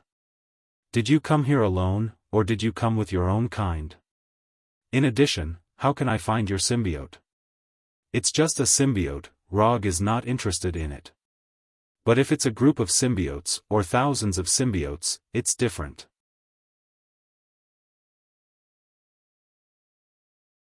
Chapter 272. You want to capture the symbiotic demons? Venom did not directly answer Rog's question and asked with interest. Isn't this obvious? Not to mention that the symbiotic demons can greatly increase the host's strength, just the peculiar life form of the symbiotic demons is enough to make people interested. Rog was not surprised that Venom could see through his plan at a glance. Although Venom said that he was the loser of the symbiotic demons and was the weakest existence among the symbiotic demons. But this was just him being modest. How can a guy who can make a name for himself in his race be a real loser? A real loser can't have the popularity of Venom at all. And how can the weakest guy in a race have the power to compete with a commander? Strength is status. The more strength you have, the higher your status. No matter what race, this is a common standard. Why should I help you, anyway? They are my kind, I don't think I need to help you. Venom, who was lying on the sofa, carefully looked at Rog and said silently. If it is under normal circumstances, you really don't need to help me, but unfortunately, it is not normal now. After speaking, Rog paused for a moment, and then continued, after experiencing the events of the past few days, you should also be very clear that you are now being watched. Judging from the weapons and equipment they use, the people who are now capturing you have enough understanding of the symbiotic demons. Although you can still jump around, you are only one person after all. Even if you can hold on, your host may not be able to hold on. If my perception is not wrong, your current state is not very ideal. With your current situation, how many times do you think you can escape capture? Once, twice, or 3 times. Symbiotic demons have amazing regeneration and repair abilities. Even if it is a broken limb, or even a fatal injury, the symbiotic demons can recover to normal in a short time. It's just that this world is a reasonable world. If you want to get something, you must pay something. There was nothing that could be obtained without paying a price. Even the Infinity Stone that can change the laws of the universe is the same. The symbiotic demons did indeed possess astonishing regeneration and repair abilities, but this regeneration and repair ability was not obtained out of thin air. Although Rog did not know what method the symbiotic demons used to complete their regeneration and repair, there was one thing he was certain of. There was a limit to the regeneration and repair of the symbiotic demons, and a certain price had to be paid. After comparing the life energy intensity of Venom before and after being attacked by the fireball, he was even more convinced of this point. Do you think I'm the kind of person who would betray my own kind for my own safety? Venom snorted in disdain. Do you think you're the kind of person who would sacrifice yourself to protect your own kind? Rog asked. The atmosphere in the room began to become a little awkward. After 2 or 3 minutes of silence, Venom spoke again. First, I came to Earth through a meteorite. Secondly, apart from me, there are 3 other guys who came to Earth with me. They are Howl, Fear, and Rip. Thirdly, those 3 unlucky fellows have already been captured. If you want to find them, you can only look for the people who captured them. If you want to find more symbiotic demons, you can only go to the universe to find our home planet. The home planet is the only planet where we can live normally without possession. As for the specific location of the home planet, I don't know. Venom answered the 3 questions raised by Rog at the beginning, and then fell silent again. After listening to Venom's answer, Rog frowned slightly. Excluding Venom, there are only 3 symbiotic demons, which is a lot less than he thought. This number is a bit far from the symbiotic demon army he wants, very far. You can only live freely without possession on the home planet, then how did the 4 of you survive on the meteorite? Rog asked his doubts. The meteorite was a stone on the home planet. Howl and I were discussing something on the stone, and an inexplicable space channel appeared around us and sucked us in with the stone. Then we were near the Earth, sucked in by the Earth's gravity, and finally came to the Earth. Venom briefly explained the ins and outs of the matter. From his tone, it can be heard that he was also speechless about his experience. But this is also understandable. Think about it, if you stay at home and are inexplicably teleported to a completely unfamiliar planet, your mood will also become very bad. An unexpected disaster. Venom and the other 3 used their own personal experience to prove what is called bad luck. Excuse me for asking, how big is that stone, and the 4 of you are not all men, right? From the names, Venom, Howl, Fear, and Tear are all typical male names. As far as Rog knows, the reproduction of the symbiotic demon seems to be asexual, so he is a little curious about why the four of them appeared on the same stone. Put away your strange thoughts, we are different from humans. We don't have your strange hobbies and primitive reproduction methods.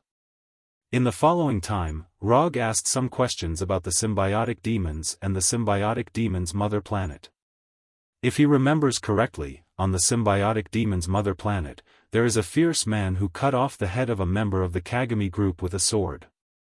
The god of symbiotic demons, Nar. Of course, when mentioning the god of symbiotic demons, he has to mention his famous sword, the Black Death Sword. He doesn't know if the Black Death Sword is now in the hands of the God Slayer. If there is a chance in the future, he can inquire about the relevant information. After reaching the initial cooperation agreement with Venom, Rog used quantum transmission to bring Venom back to Konoha's headquarters. Before the mysterious arrest organization is solved, Venom will live in Konoha's headquarters for a while. Konoha will protect Venom's safety, and Venom will provide the information Rog wants. After arriving at Konoha's headquarters, Venom removed his transformation form and returned control of his body to Eddie. After arranging a room for Eddie and Venom to live in, Rog returned to his office and issued the latest order to the intelligence department. Search for the mysterious organization that captured the symbiotic demons. According to Venom, they were teleported to the outside of the Earth by an inexplicable space channel. But Rog always felt that things were not that simple. The reason is simple: the weapons and equipment used by the mysterious organization are a bit wrong.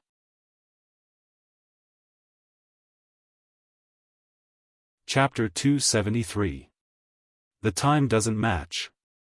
Although the weapons and equipment used by the mysterious organization during the capture were not particularly high-tech, it was not something that could be designed and produced in a short period of time. According to Venom, they had only been on Earth for a few days, and not long after they landed on Earth, they were captured by the mysterious organization. Combined with these circumstances, it was not difficult to infer that this mysterious organization knew about the existence of the symbiotic demons early on and knew when the symbiotic demons would come to Earth. Therefore, Venom and the others, who inexplicably came to Earth, encountered such a professional capture team. There are only two possibilities for the mysterious organization to arrange the plan to this extent. One is that they can predict the future. The other is that the bizarre encounter of Venom and the others was planned by them. Rog first ruled out the possibility that the mysterious organization could predict the future. Predicting the future, this is a super advanced power that involves time. Unless this mysterious organization has mastered the Time Stone and mastered the correct use of the Time Stone, it is impossible for them to have the ability to predict the future. If this mysterious organization really has the ability to predict the future, they would not have the idea of the symbiotic demons.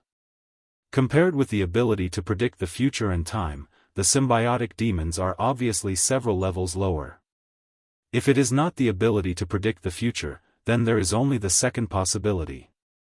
This mysterious organization single-handedly planned the appearance of Venom and the others and forcibly brought them from the symbiotic demon's mother planet to Earth. Of course, the mysterious organization may not know the identity of Venom and the others. For them, this is similar to fishing in the sea, they can catch whatever they want.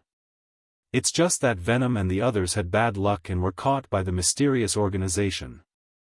Although this will involve the problem of space channels. However, compared with predicting the future, space channels and so on are obviously much easier and more realistic.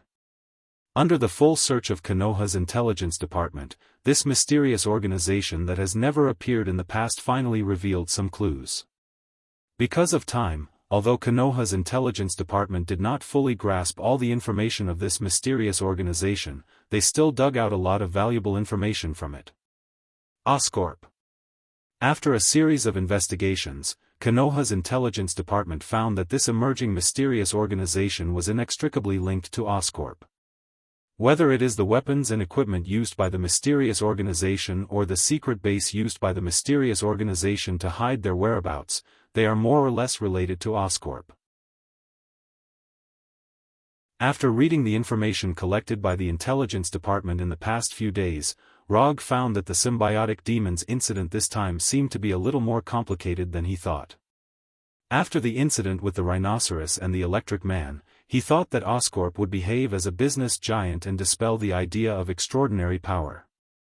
But now, it seems that Oscorp is not willing to be an ordinary normal company. Oscorp's main research field is in the field of biotechnology, and symbiotes are special life forms with superpowers.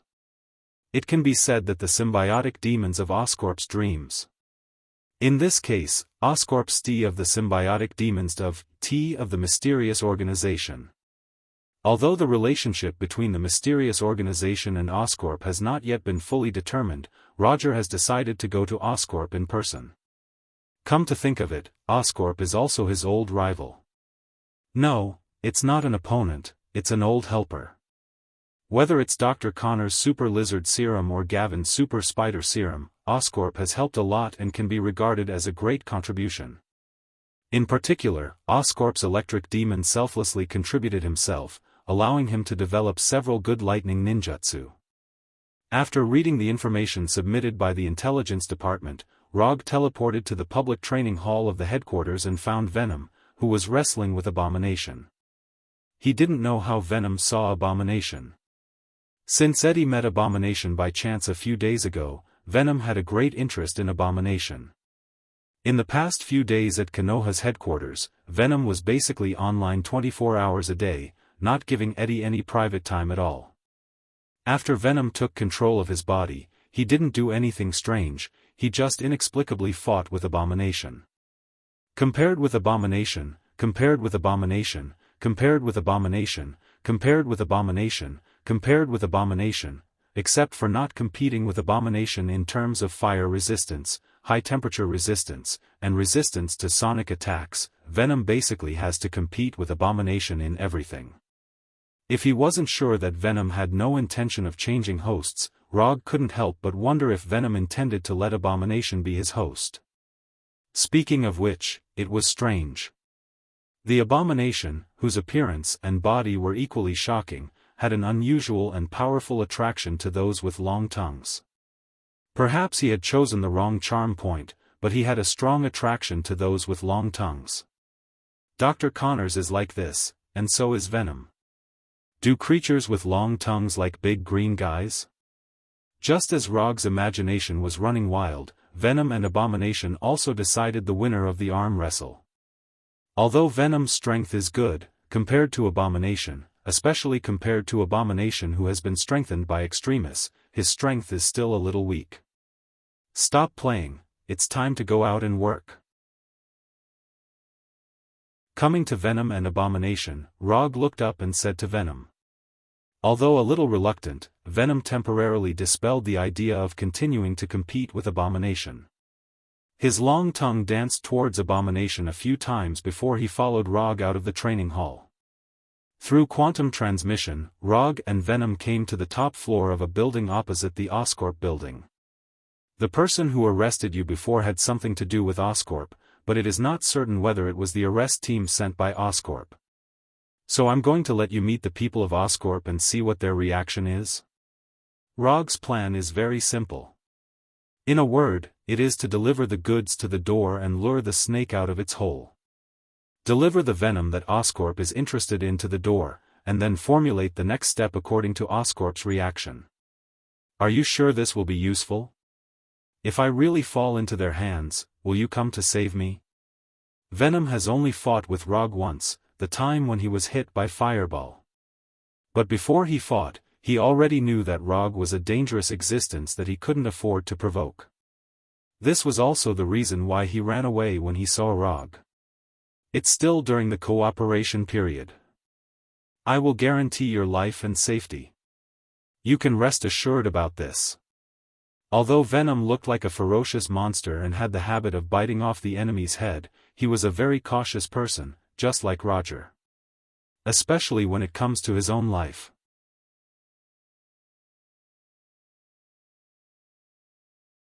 Chapter 274. If I am caught, you must come and save me. Before leaving, Venom once again reminded Rog. Go, you're a big man, why are you still so timid? He doesn't know if the previous arrest operation left a psychological shadow on Venom, or if he is this cautious character. Rog always felt that the Venom in front of him was completely different from the Venom in his memory. The Venom in his memory was a fearless guy. Even if it was a leader-level riot, he would still fight. Even if his physical fitness is not as good as the riot, he has no fear. After getting a positive answer from Rog again, Venom was still not at ease. He looked back 3 times and kept turning his head to look at Rog behind him. When Rog's patience was about to run out, Venom, who was nearly 3 meters tall, finally showed a domineering aura that matched his image. Like a hunter preying on his prey, he jumped directly to the Oscorp building dozens of meters away. Rog is not worried about Venom's jumping ability. Even if he can't jump over, Venom won't die from this height. What's more, Venom is also a guy who is very good at using various weapons and props. The black Venom drew a beautiful parabola in the air, and then crashed into one of the floors of the Osborn building like a baseball that had been hit. Not long after Venom broke into the Oscorp building, a shrill alarm sounded in the Oscorp building. Along with the sirens, gunshots rang out one after another. Perhaps because it was in the Oscorp building, or maybe because the guards inside did not prepare heavy weapons with great lethality at all, only gunshots came from the building, there was no sound of shells or bombs exploding at all. Time passed little by little, and the floor where the gunshots came from was constantly changing. Within a few minutes, several police cars with flashing lights appeared downstairs of the Oscorp building. The first batch of New York police arrived. At the same time, a beautiful white figure also appeared in the distant building and quickly approached the Oscorp building where the alarm was ringing. Spider-Woman Gwen. Since it was in New York and the target of the attack was the Oscorp building, it was normal to attract Gwen. At this time, Spider-Woman was already a well-known superhero in New York. In New York, whether it was the 4th Hokage, Iron Man, Captain America, or other superheroes, they were all less popular than Spider-Woman. According to what Rog knew, New York's government was even considering promoting Spider-Lady as New York's hero. Gwen didn't know that this riot was planned by Rog. She thought that this incident was just like the cases she had dealt with before, just an ordinary crime. However, when she saw Rog standing opposite the Osborn building, she knew that this time things were not as simple as she thought. As one of the women who knew Rog best, Gwen knew very well that with Rog's character, if it wasn't a particularly important matter or a commission, he basically wouldn't be interested in these criminal cases. Since Rog was at the scene and he had no intention of making a move, it meant that this incident was very likely planned by him. Why are you here? Is there a problem in Oscorp? After swaying to Rog through the spider silk, Gwen asked. It's not a big problem, I'm just interested in some things in Oscorp. For Rog, this is not a big problem. Whether it's Venom, who is now rampaging in Oscorp, or the 3 symbiotes who are likely to have fallen into Oscorp, they are not particularly interesting to him. 3 or 4 symbiotes can't meet his ambitions. 30 or 40,000 symbiotes or Nar, the god of symbiotes, meet his requirements. Won't the action inside hurt innocent civilians? Gwen asked worriedly as she glanced at the Oscorp building opposite. Don't worry, I told him. After hearing Rog's answer, Gwen put down some of her worries a little. However, her eyes never left the Oscorp building where gunshots and sirens were ringing. Although Gwen has power beyond ordinary people, she is different from Rog. Her concern for ordinary people is far above Rog. Although Rog will not deliberately involve ordinary people in the battlefield when he acts, he will not let himself be restrained because of these ordinary people. This is the main reason why S.H.I.E.L.D. previously gave him a lack of sympathy for the weak evaluation.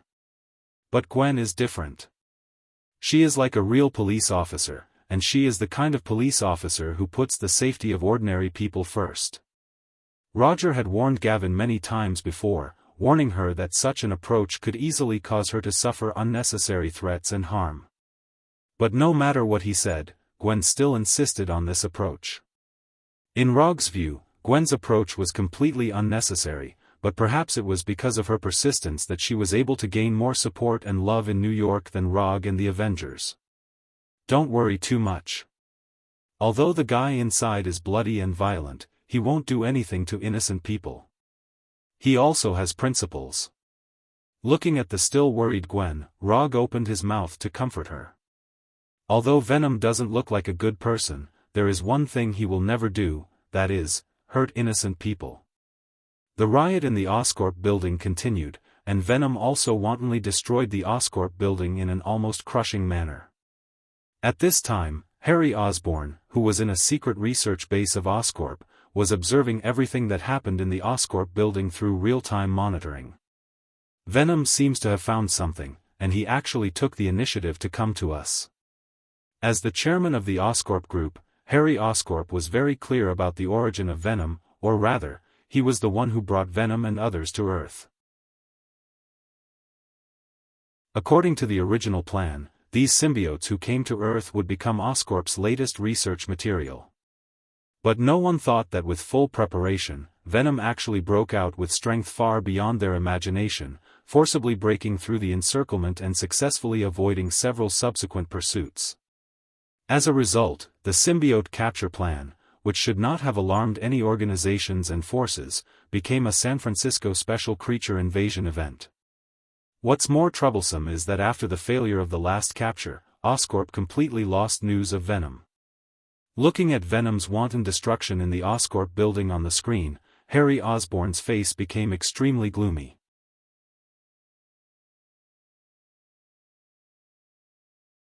Chapter 275. They actually used such an obvious trap to test our reaction. It seems that the guy who took Venom away didn't put Oscorp in his eyes at all. Although Harry Osborn didn't know who took Venom away, he was sure that Venom's appearance in the Oscorp building had something to do with the guy who took Venom away. Harry Osborn didn't particularly care about Venom's wanton destruction in the Oscorp building. Even if Venom completely destroys the Oscorp building, it won't have any serious impact on Oscorp. It's just a building, it's no big deal if it's destroyed. What Harry couldn't accept was that the other party used such a simple and crude plan to test Oscorp. Venom, who managed to escape capture, wouldn't show up on his own initiative with such fanfare, let alone set the location of his appearance in the Oscorp building. Even if Venom found out that the arrest team had something to do with Oscorp, he would never take such a crude revenge action. According to the feedback of the three symbiotes, Venom is not only not the kind of existence that will desperately fight for his own kind, but when necessary, he will not hesitate to abandon his own kind. If Venom's appearance was not his own choice, then why did he do it? His purpose was obvious. Since they want to play, let's play with them. Let the prehistoric Behemoth army and the Dark Thunder army set off, it's too much of a bait to not eat. Harry Osborn said in an indifferent tone, and a look of victory appeared on his gloomy face. Venom's appearance was obviously a trap. Harry Osborn knew this very well, but he still decided to cooperate with the other party's plan. Even if the trap is cleverly designed, it depends on who steps in the trap. Traps used to catch rats not only can't hold the king of beasts but also put the hunters who set the traps in danger. Oscorp is not an existence that can be provoked by a random person or organization. With Harry Osborn's order, a strange figure left the secret research base and quickly rushed to the Oscorp building. At this time, Venom was still jumping up and down in the Oscorp building, repelling the guards in the Oscorp building again and again. Venom seems to be looking for something, but the fact is that he has no goal at all.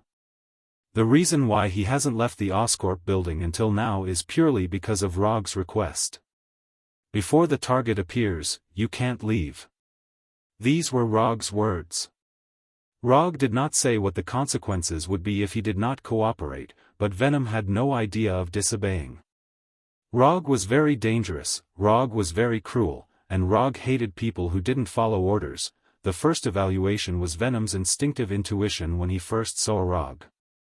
The second and third evaluations were the factual evaluations that Venom got from Abomination after coming into contact with it.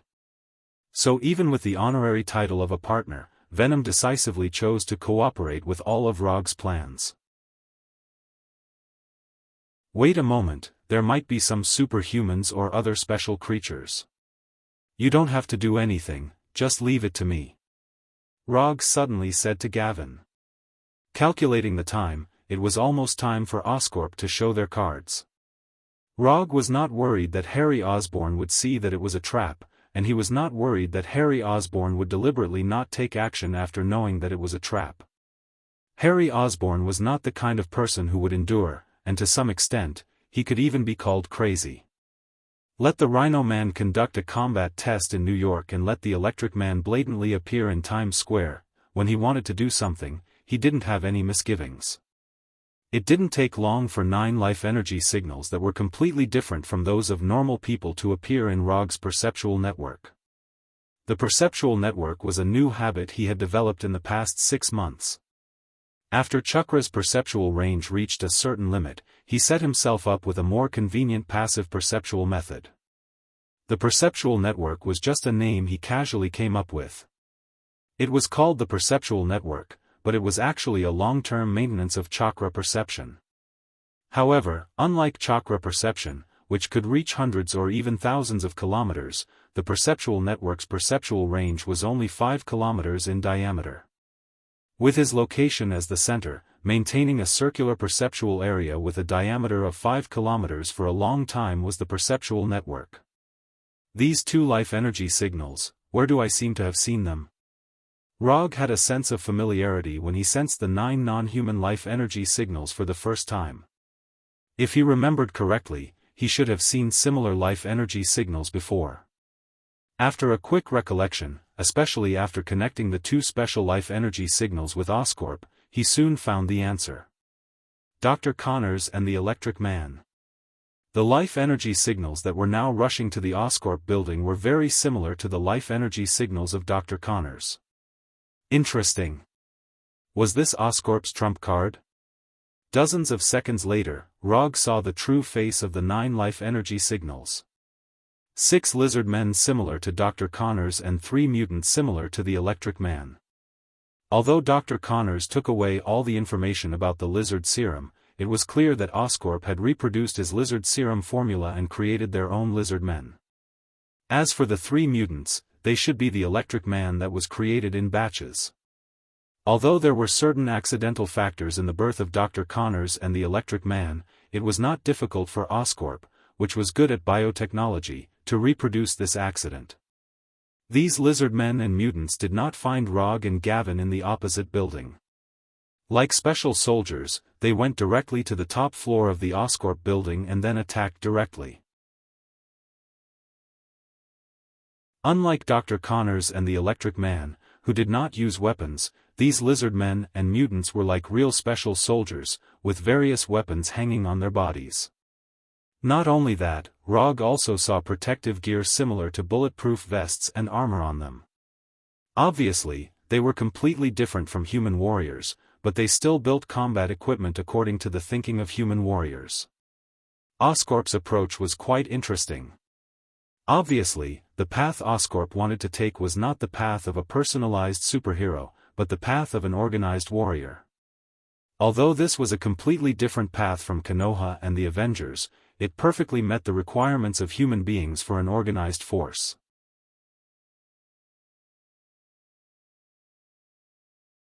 Chapter 276. 9 specially modified warriors with 2 completely different paths of strengthening. Oscorp used its unique advantages in the field of biotechnology to create its own army of enhancers. Although these enhanced warriors have not yet had any remarkable achievements and have not even been officially announced to the public. But it's not hard to imagine how the military and other organizations will react when they know about these enhanced warriors. For a large organization, especially the military, the enhanced warriors who can be mass-produced and have good combat power are the super soldiers they really desire. Rog and Thor's powerful and unique existence, will not be the military's first choice. Whether it's the military or other organizations, they need soldiers who can obey orders unconditionally, not Rog and Thor, who are independent and uncontrollable. No matter how strong their combat power is, they must be able to control it. Will your men really have no problem? Gwen asked with some concern as she watched the 9 obviously not human warriors break into the Oscorp building. At this time, Gwen did not know the existence of Venom. She thought that the person who destroyed Oscorp building was a member of Konoha. Don't worry, the guy inside is very tenacious. As long as they don't encounter a targeted fatal blow, the symbiotic demons can be regarded as an immortal cockroach. And Rog doesn't think Oscorp has any plans to kill Venom. Only living symbiotic demons have research value. When the 9 completely unlike human warriors entered the Oscorp building, the originally not-so-calm Oscorp building suddenly became more lively. Compared with the guards who only used ordinary firearms, the 9 enhanced warriors were obviously prepared. Even in the opposite building, Rog could see the burning flames. In addition to the flamethrowers, these enhanced warriors apparently also brought high-frequency sonic weapons specially designed for the symbiotic demons. It didn't take long for Rog to witness the scene of Eddie Brock, who had returned to his original form, being taken away by the enhanced warriors. But unlike when they first appeared, when these enhanced warriors left the Oscorp building, their number changed from the original 9 to 4. There were only 2 enhanced warriors with the appearance of lizard men left. There were also only 2 mutants with strange colored skin that occasionally emitted electricity. Fighting 1 against 9, and taking down 5 of them, even when the other side was fully prepared. Although Venom was defeated, the battle prowess he displayed was still very satisfactory. Rog did not stop these warriors from taking Venom away, or rather, this was the result he wanted. Delivering to the door didn't mean sending Venom to the Oscorp building, but sending Venom to the secret base of the Oscorp group. Using Venom as bait to fish out the real base of Oscorp, this is the real meaning of delivering the goods to the door. Of course, Oscorp can also send Venom to other bases to avoid exposing the real base. But that didn't stop Rog from looking for Oscorp's real research base. Using Venom as bait was just to find this research base faster. If Oscorp takes Venom to other places, Rog can also let Hinata and Konoha's intelligence department search for it. Unless Oscorp set up their research base on other planets, they would never escape the search of Hinata and Konoha's intelligence department. This is nothing more than a matter of how much work they do. When the 4 enhanced warriors quickly left New York with Eddie and Venom, Rog did not follow them, but used chakra perception to confirm the Flying Thor technique on Eddie. He had intended to leave a technique on Venom, but Venom's special form made him dispel the idea. The Flying Thor technique can't be fixed on Venom, which has no stable form and can change back and forth, so he can only leave the technique on Eddie. As long as Venom doesn't leave Eddie, then Eddie's location is where Venom is. As for whether Venom will be forced to leave Eddie's body, he only needs to pay attention to Eddie's life energy signal. Although Eddie, who was attached to Venom, did not seem to have changed in appearance, his life energy signal has changed significantly, which is completely different from the life energy signal of normal people. So as long as he pays attention to his life energy signal, Rog can know whether Venom is still in his body. When the Flying Thor technique on Eddie stayed in a location in the suburbs for nearly half an hour, he teleported over with the Flying Thunder God. He did not use the quantum transmission looted from Gordon, nor did he use the transformation technique to disguise himself. Oscorp is also an old friend, and as long as he does it, Oscorp can recognize his identity, so there is no need for disguise. In just a moment, he came from New York to Eddie's side and came to this secret research base belonging to Oscorp. Oscorp was well aware of the weakness of the symbiote, so they used a very clever way to suppress Venom in a state where he could not transform. At this time, what appeared in front of Rog was an enclosed space nearly the size of 2 basketball courts, and 2 teams of heavily armed lizard warriors and electro warriors. In this huge and somewhat outrageous enclosed room, there was also a huge display screen hanging. On the display screen was Harry Oscorp, the chairman of Oscorp, who has become famous in recent years. In addition, every corner of the room was filled with a mosquito-like buzzing sound.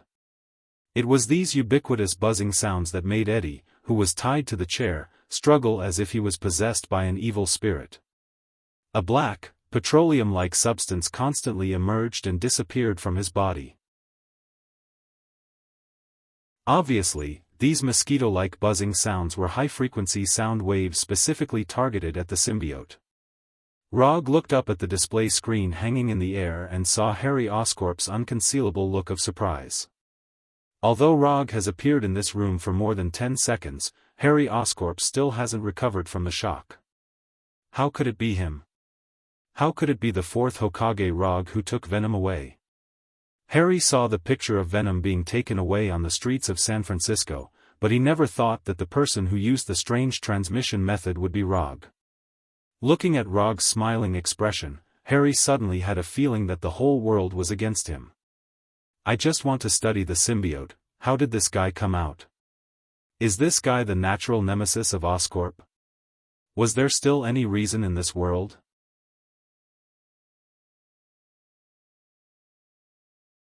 Chapter 277. Looking at Harry Osborn's increasingly gloomy face on the screen, Rog shrugged helplessly. Although they haven't said a word yet, he can already guess what Harry Osborn is thinking. After a dozen seconds of silence, Harry Osborn suddenly said, "You all go down and turn off the sound wave instrument." He didn't know if he was hit by a bad fate, but Harry Osborn's tone became a little lonely. The two teams of heavily armed lizard warriors and electric warriors did not hesitate and left the huge room without looking back. "You want the symbiote too?" When only Rog and Eddie were left in this huge room, Harry spoke again. "Isn't it obvious?" Rog's answer made Harry's face even more ugly. Although Harry has not officially dealt with Rog, he knows very well that if Rog intervenes in the symbiote matter, then Oscorp can basically say goodbye to the symbiote research. "Aren't you being too overbearing? The symbiote was discovered by Oscorp, and it was also Oscorp that let them come to Earth. You are indeed strong, but Oscorp is not the kind of existence that will be easily manipulated by others." Harry knew that there must be someone else behind Venom, but he didn't expect that the person behind Venom would be Rog. He deliberately arranged for the Lizardman warriors and the Electric warriors to capture Venom. He wanted to lure out the person behind Venom and capture Venom, the symbiotic demon that had escaped. Rog's appearance was indeed beyond his expectations and completely disrupted his plan. But even so, he had no intention of handing over the symbiote. The symbiote was the most important thing in Oscorp's next series of plans. So he would not hand over the symbiote, even if the person in front of him was Rog. "You don't have to look at me like that. I'm not interested in the 2 or 3 symbiotes you have on hand." Rog certainly knew what Harry Osborn was worried about. He wanted a symbiote, but definitely not one of the 2 or 3 small shrimps in Osborn's hands. After knowing that there were hundreds of millions of symbiotes on the homeworld of the symbiotes and the god of symbiotes, it would be too unambitious to set their sights on the symbiotes in the hands of Oscorp. If you want to play, then play big. For example, completely conquering the symbiote's mother planet. You want to go to that symbiotic planet? After hearing Rog's words, Harry Osborn's eyes lit up and his brain began to work frantically. He was not a fool. If he were a fool, he wouldn't have turned Oscorp into a kingdom of his own. From Rog's words, he could tell that they could cooperate and even make a lot of money. It's easier to talk to smart people. "That's right, I want to go to the symbiote planet. If you're willing to help me fulfill this small wish of mine, I don't mind bringing some symbiotic demons back for you. Even if Oscorp wants to reopen cooperation with the military, I can let Konoha speak for you." Since the establishment of Konoha's intelligence agency, most of the military's outsourcing orders have been directly digested by Konoha. Even a large part of it has been cancelled directly. Because of Konoha, many companies that had commercial cooperation with the military, such as Oscorp, have lost orders from the military. If it weren't for Konoha's strength being overbearing enough and Rog's own strength being tyrannical enough, those companies and organizations that have lost military orders may have already had the idea of hiring murderers. You give me venom, and I'll give you the way to the symbiote planet. If you can come back alive, I want an additional 30 symbiotes. After thinking about it carefully, Harry Osborn gave his own conditions. Venom can't be given to you, and even if I come back from the symbiote planet, how many symbiotes I give you is up to me. Rog refused Harry Osborn's conditions without even thinking about it. What an international joke, he really thought he was looking for cooperation. The reason why he calmly talked to Harry Osborn about this matter was nothing more than to save some effort. To put it bluntly, the current Oscorp was not qualified to talk about cooperation with him. According to your statement, you basically want me to give you the way to the symbiote planet for free. And even if you complete your goal and come back, I may not be able to get a return, because it depends on your mood at the time. Don't you think it's a bit too overbearing? Harry understood that Rog didn't have the idea of cooperating with Osborn from the beginning, he just wanted a way to go to the symbiote planet. Well, you don't know my style and Konoha's. Let's be direct, will you give it or not? Rog didn't take Harry Osborn's dissatisfaction to heart at all. Whether it was the Lizard Warriors or the Electric Warriors, in his view, they were just things to bully ordinary people. Not to mention that these two enhanced warriors were imitations, even their genuine Dr. Connors and Electric Man Max himself were only so in terms of strength. Now there are two roads in front of Harry Osborn. The first is that he hands over the way to the symbiote planet, and then prays that Rog is a person with a good moral level, and hopes that Rog will give them a few more symbiotes. The second is that he would rather die than submit, and do his best to oppose Rog's overbearingness and maintain the dignity of Oscorp. Harry Osborn is a young man, but he is not the kind of young man who is full of vigor, so he quickly made a decision. Take Venom away, and I will send the relevant information to Konoha's headquarters. In addition, let me tell you first, the information we have is not complete. There is no way to establish a stable space channel, so if something happens, it has nothing to do with us. It is certainly impossible to win.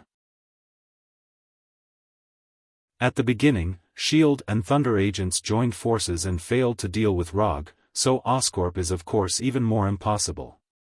Although that battle was not open to the public, Harry Osborn is one of the few people who are qualified and able to know the specific situation. S.H.I.E.L.D. was disbanded, Thunder agents was disbanded, and 3 helicarriers were destroyed. Hydra was the biggest scapegoat and was chased all over the world. Until now, he didn't even dare to show his head. It's really easy to talk to smart people. I accept Oscorp's kindness. After that, Rog grabbed Eddie, who was still a little depressed, and used quantum transmission to return to Konoha's headquarters.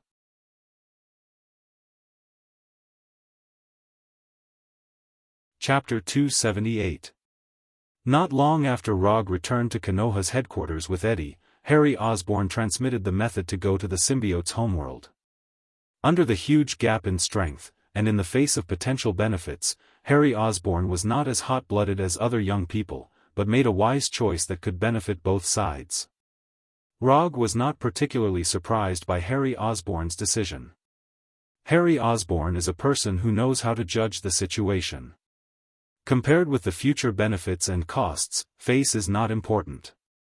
After receiving the information from Harry Osborn, Rog immediately asked Hinata to conduct systematic analysis and research. He didn't worry about the authenticity of the information, and Harry Osborn wouldn't do such a meaningless thing at this time. Letting Hinata do research and analysis is just to ensure that he can safely go to the symbiote's homeworld. He is indeed interested in the symbiote and the god of symbiotes, but he won't put himself in a dangerous situation because of his interest. A cautious ninja isn't just talking about it. Time passed day by day, and after repeated calculations and tests for nearly a month, Hinata finally calculated the relatively safe coordinates of the space channel. In order to build this space channel, Hinata also deliberately cut a piece of the black boulder that can connect to the Tatooine planet and used it as the main material of the space channel. In addition, Rog also used the Gem of Reality to cooperate with several tests, so that Hinata could calculate the space coordinates of the symbiote's homeworld faster. Even the Kree battleship, which has been renamed Golden Jack, became a test tool in Hinata's hands. On this trip to the symbiote's homeworld, Rog didn't intend to take anyone except Venom.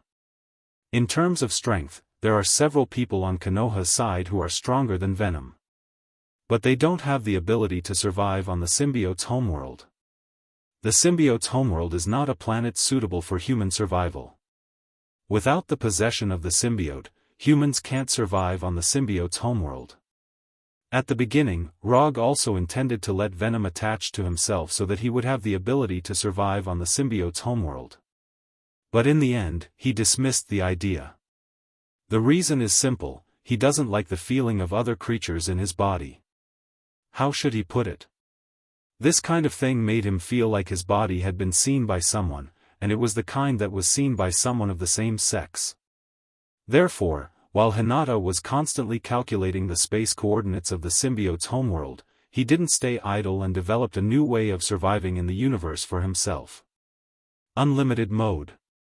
Unlike the Sage mode of the Six Paths, Nine Tails mode, and Sage mode that could greatly increase one's combat power, the Infinite mode's increase in combat power was almost zero. The only use of Infinite mode was to allow the user to survive in outer space or on other planets with a completely different environment from Earth.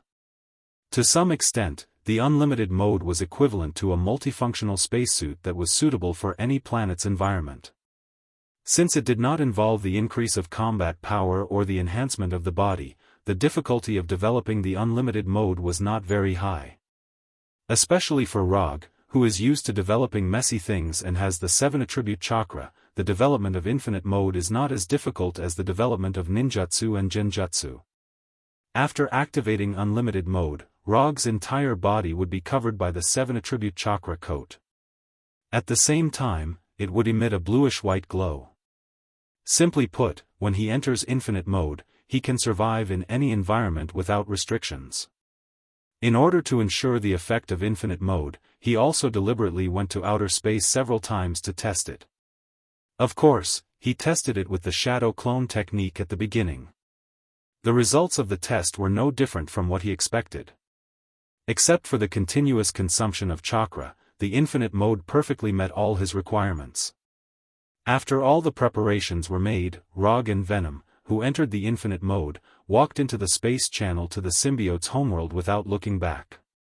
Rog and Venom will go to the symbiote's homeworld through the space channel, and the Golden Jack controlled by Hinata will use the jump points in the universe to approach the symbiote's homeworld little by little.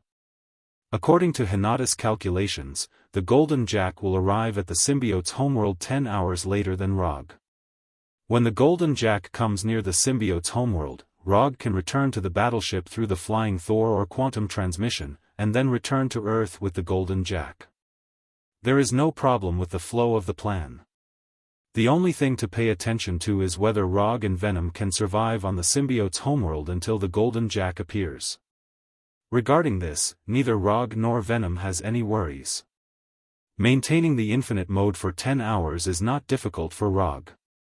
Even in the midst of an intense battle, there would not be any problems. As for Venom, of course, it is not a problem.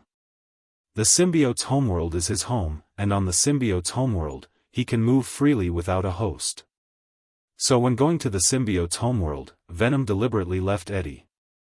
Although Eddie Brock is a good host, this good host is on Earth. Eddie has no combat experience, nor does he have any extraordinary abilities. Bringing him along is purely adding a burden to himself. As in the past, Rog once again left Konoha quietly and began his lonely journey. Only this time, there is a chattering guide, Venom, beside him. After coming out of the space channel, the first thing that appeared in front of him was a completely unfamiliar scene.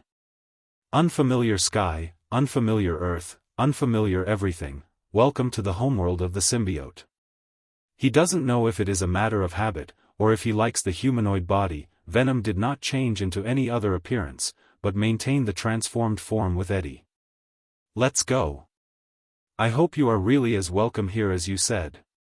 After looking around at the scenery that was completely different from the earth, Rog, exuding a blue and white light, walked straight ahead. Looking at the excessively calm Rog, Venom licked his fangs with his long tongue, and then quickly followed. The purpose of Rog's trip to the symbiote's homeworld this time is very simple, that is, to capture as many symbiotes as possible, the stronger the better. If he can get the symbiote god, NAR, then of course, it would be the best. But he can only think about this idea in his mind for the time being. The symbiote god, NAR, is a fierce man in the true sense, a fierce man who can cut off the head of the Kami group with a sword. The famous void in the universe may be the head of this unlucky Kami group.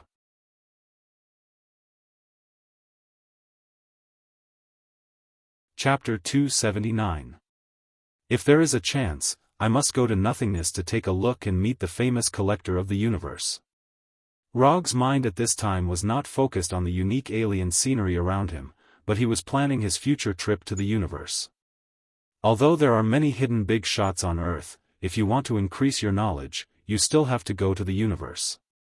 Not long after they set off, Venom would talk to Rog about some things on the symbiotic planet from time to time.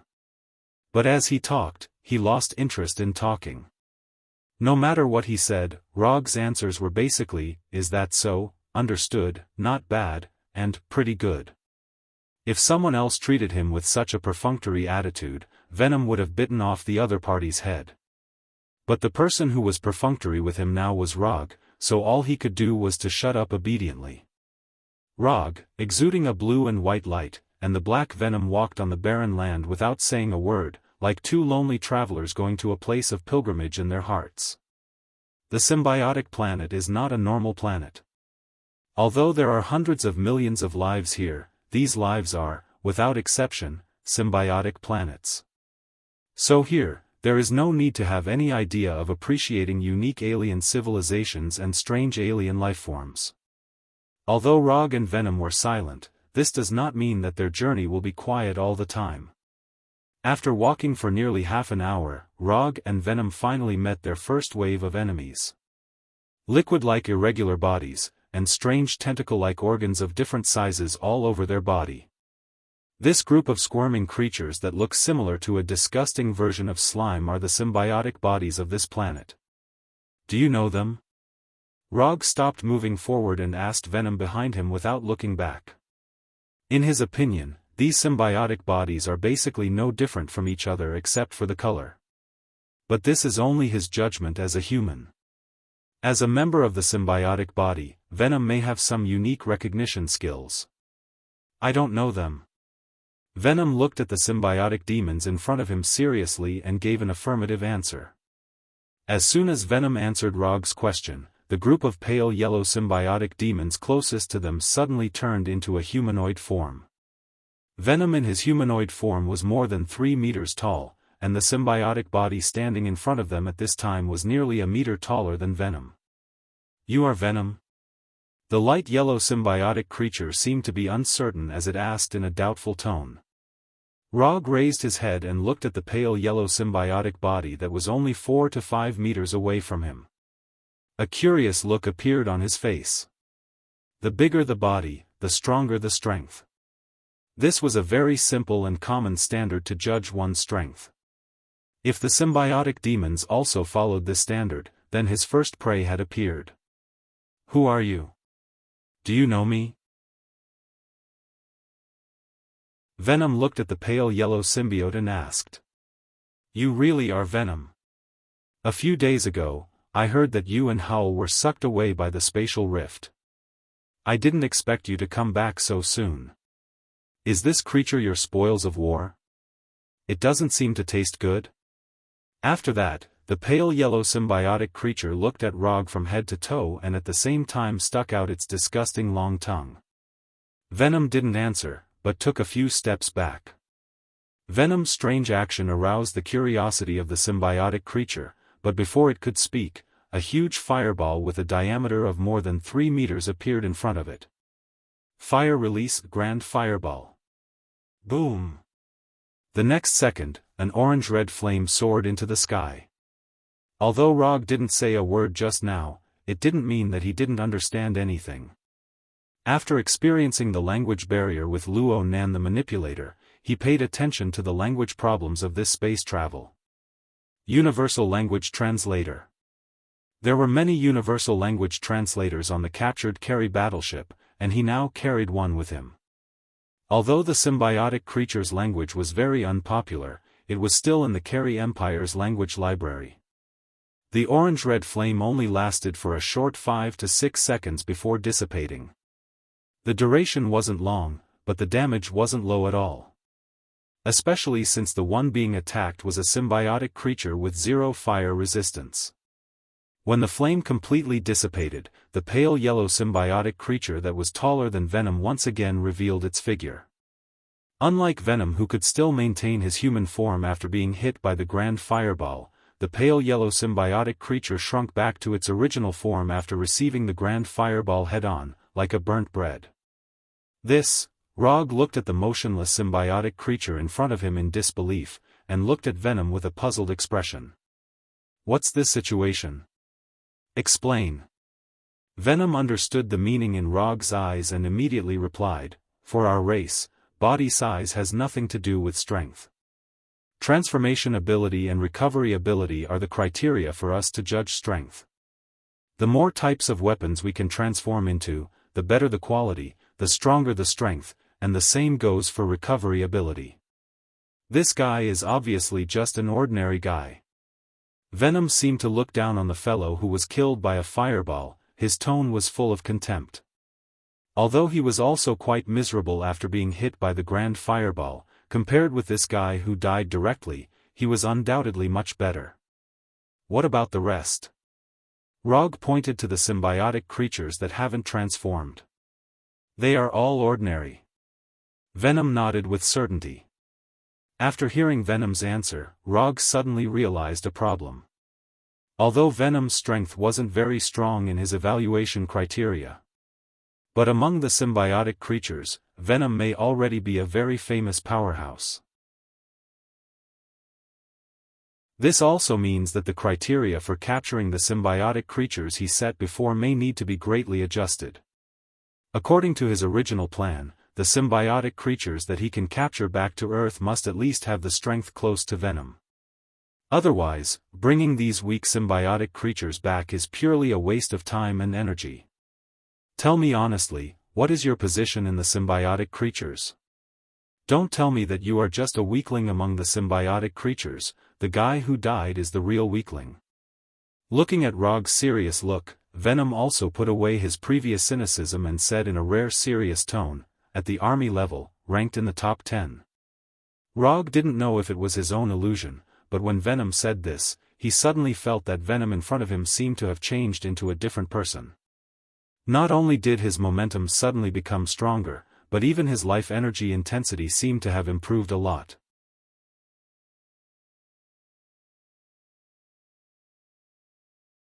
Chapter 280. Top 10 of the Army Level? Although Rog didn't know how the symbiotic demons were divided into strengths, the name of the Army Level was quite good. At least it looked quite strong. How many levels are there in your symbiotic demons? Rog looked up at Venom with a curious look on his face. There are a total of 6, Soldier, Elite, General, Army, Lord, and King. Most of them are below the General level. The Army level is still okay, and the Lord already has the strength to command a region. As for the King, there is only one, and that is the one you want the most. Venom explained solemnly. At this time, he didn't have the unrestrained demeanor he had on Earth at all, and he was like a different person compared to when he was on Earth. Looking at Venom's rare serious look, Rog suddenly had a trace of curiosity about Venom's past. After looking at Venom several times, Rog asked again, "Top 10 of the Army level, is it your previous strength or your current strength?" "Of course it's my previous strength. If I could maintain that strength all the time, how could I have fallen to this point? Although I can't maintain my previous peak state now, I can still have an outburst in a desperate state." At this point, Venom suddenly sighed, as if he was reminiscing about something. "While there is still time, tell me about your past, maybe I can help you restore your original strength? Except for sometimes being talkative, Venom's personality is quite good. More importantly, Rog felt that Venom's current strength was a bit too weak and did not meet his requirements for team members. If Venom can further improve his strength, he doesn't mind helping Venom. Are you sure you want to listen? My past is not as good as you think. Of course. After getting a positive answer from Rog, Venom began to talk about his glorious and bleak past. Similar to creatures of other races, when the symbiotic demons were born, they were basically destined to reach the limit of what they could reach in this lifetime. To put it simply, the symbiotic demons are also a race that relies extremely on talent. Even if the talented symbiotic demons do nothing, they can slowly grow to the Lord level. As for the symbiotic demons with poor talent, even if they worked hard for their entire lives, they would only be able to reach the rank of elite or general. Venom's talent wasn't too bad. He was born with the strength of a general. This also meant that as long as he worked a little harder, he would be able to reach the army level. In the past, Venom had indeed grown to an army level and had his own symbiotic demon army. According to the life trajectory of the symbiotic demons, Venom at that time had basically reached the limit of what he could reach in this life. However, Venom was not willing to stay at the army level for the rest of his life. Venom was a symbiotic demon that was ambitious and had its own ambitions. Thus, Venom led his symbiotic demon legion on his journey of conquest. In other words, it was a journey to become stronger. For symbiotic demons, there were only two ways to become stronger. The first method was more commonly used and was also the current mainstream method. Relying on possession over and over again, he went through life and death battles that broke through his limits. If they succeeded, the symbiotic demons would be able to break through their own limits and grow to a higher level. Venom chose this method, so he took his symbiotic demon legion and took the initiative to go to the space crack again and again. Go to the new planet, possess the host, and keep fighting. If he died in battle, everything would be over. If he won, he would repeat the process again until he successfully broke through his limits. Through the naturally formed space crack, Venom went to one planet after another, and then returned to the mother planet alive again and again. In the end, Venom, who was originally ordinary among the symbiotic demons, relied on his own efforts to improve his strength to the top 10 of the army level. That period was the most glorious period of Venom's life so far. According to this development trajectory, Venom was very likely to rely on his own efforts to successfully break through to the Overlord level and become one of the few peak powerhouses among the symbiotic demons. According to Venom, there were hundreds of millions of symbiotic demons on the entire symbiotic demon mother planet, and there were less than 50 Overlord-level symbiotic demons. If there were no accidents, this would be a very inspirational story of struggle.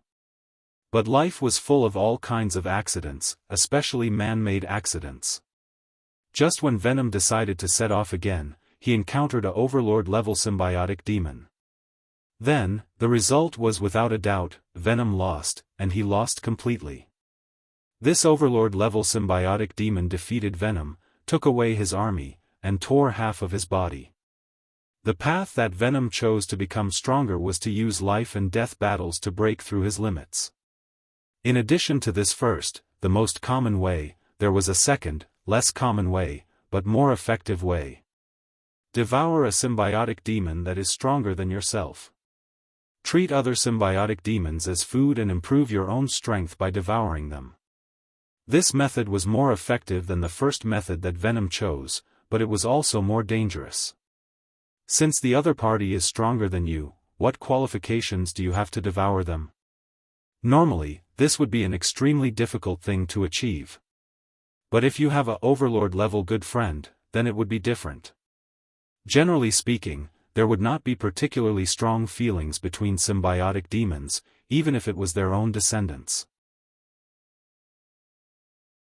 But there were all kinds of birds in the forest, and it was not particularly strange for one or two symbiotic demons to have extremely deep feelings for each other.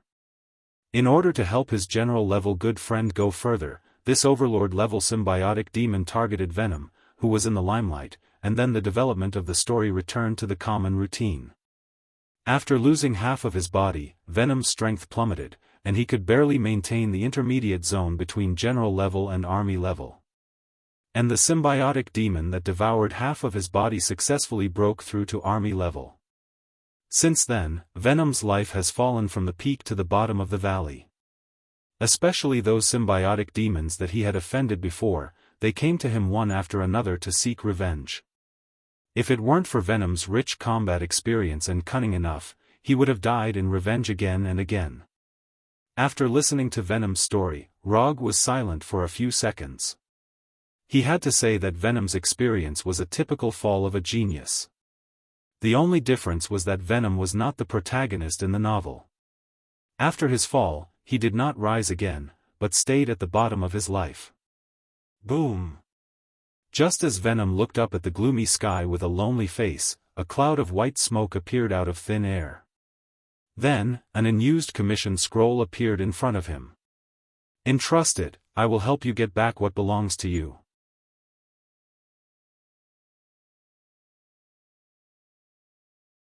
Chapter 281. Commission?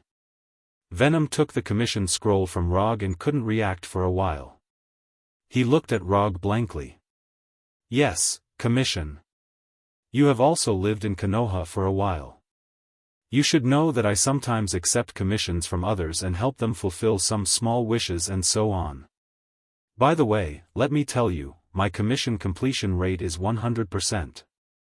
Rog originally didn't have the idea of earning ninja coins from Venom, but after listening to Venom's story, he decided to help the somewhat miserable Venom. He absolutely can't let unfair things affect the life of a good young man who relies on his own efforts to make progress. Although unfairness is the underlying logic of the world, Rog won't let this unfairness appear on the people around him. Isn't it just a Lord-level symbiotic demon?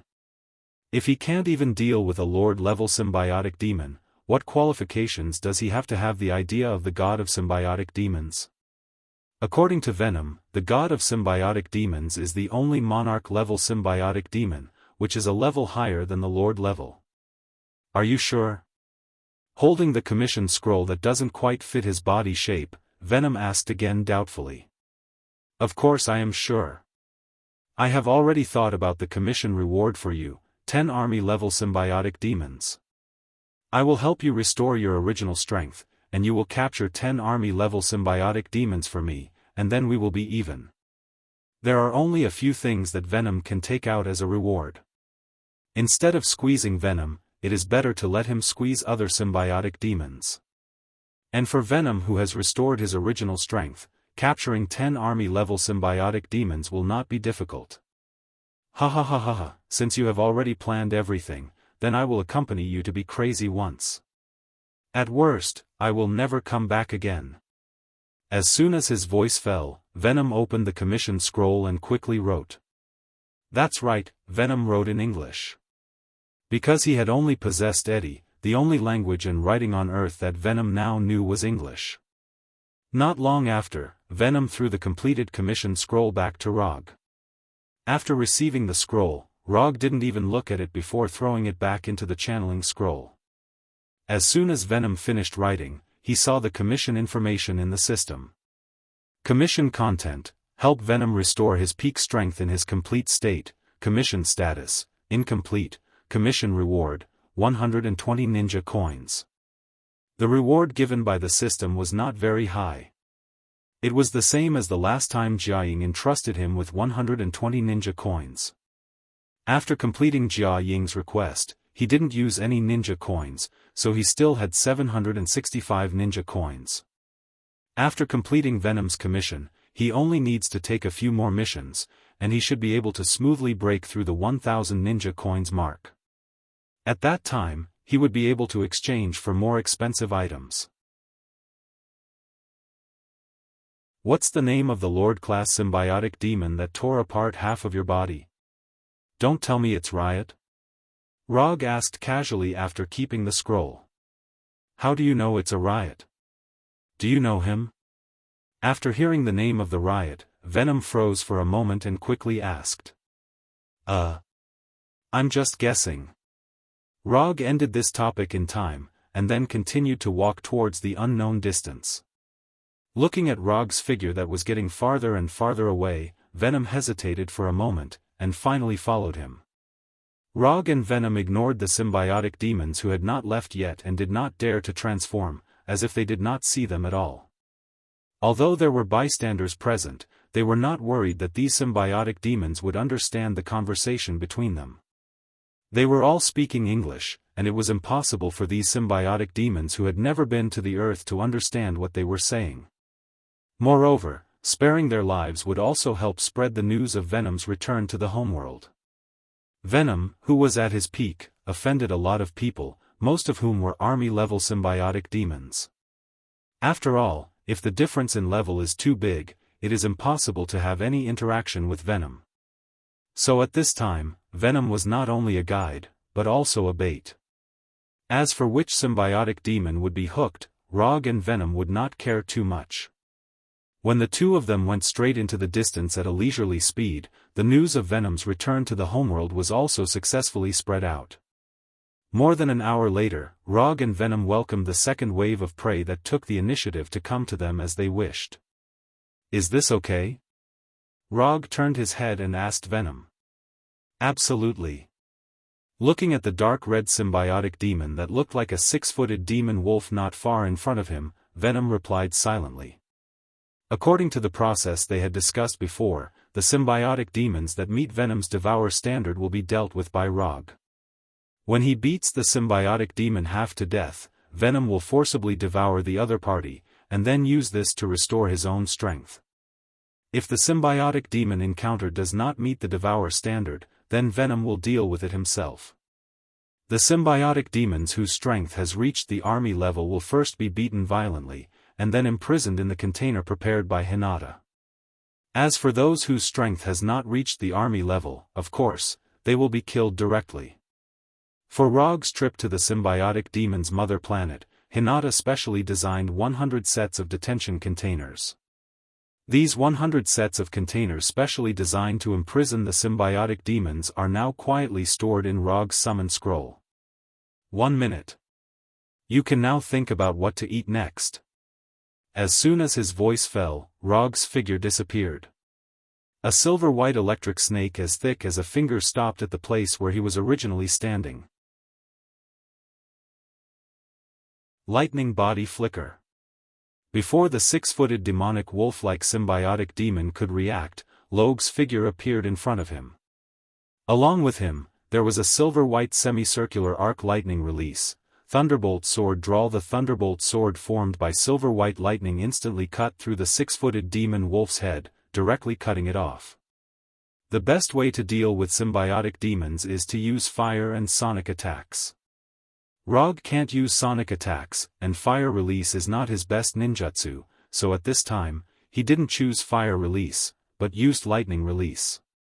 Strictly speaking, the symbiotic demons were not afraid of flames, but high temperatures. As for lightning evasion, it could also have a high temperature effect. Rog's attack was not only beyond the expectations of the 6-footed demonic wolf symbiote, but it was also beyond Venom's expectations. Venom thought that Rog would use flames to attack like before, but it turned out that he was thinking too much. After chopping off the head of the 6-footed demonic wolf, the thunder tachi in Rog's hand did not dissipate directly like before.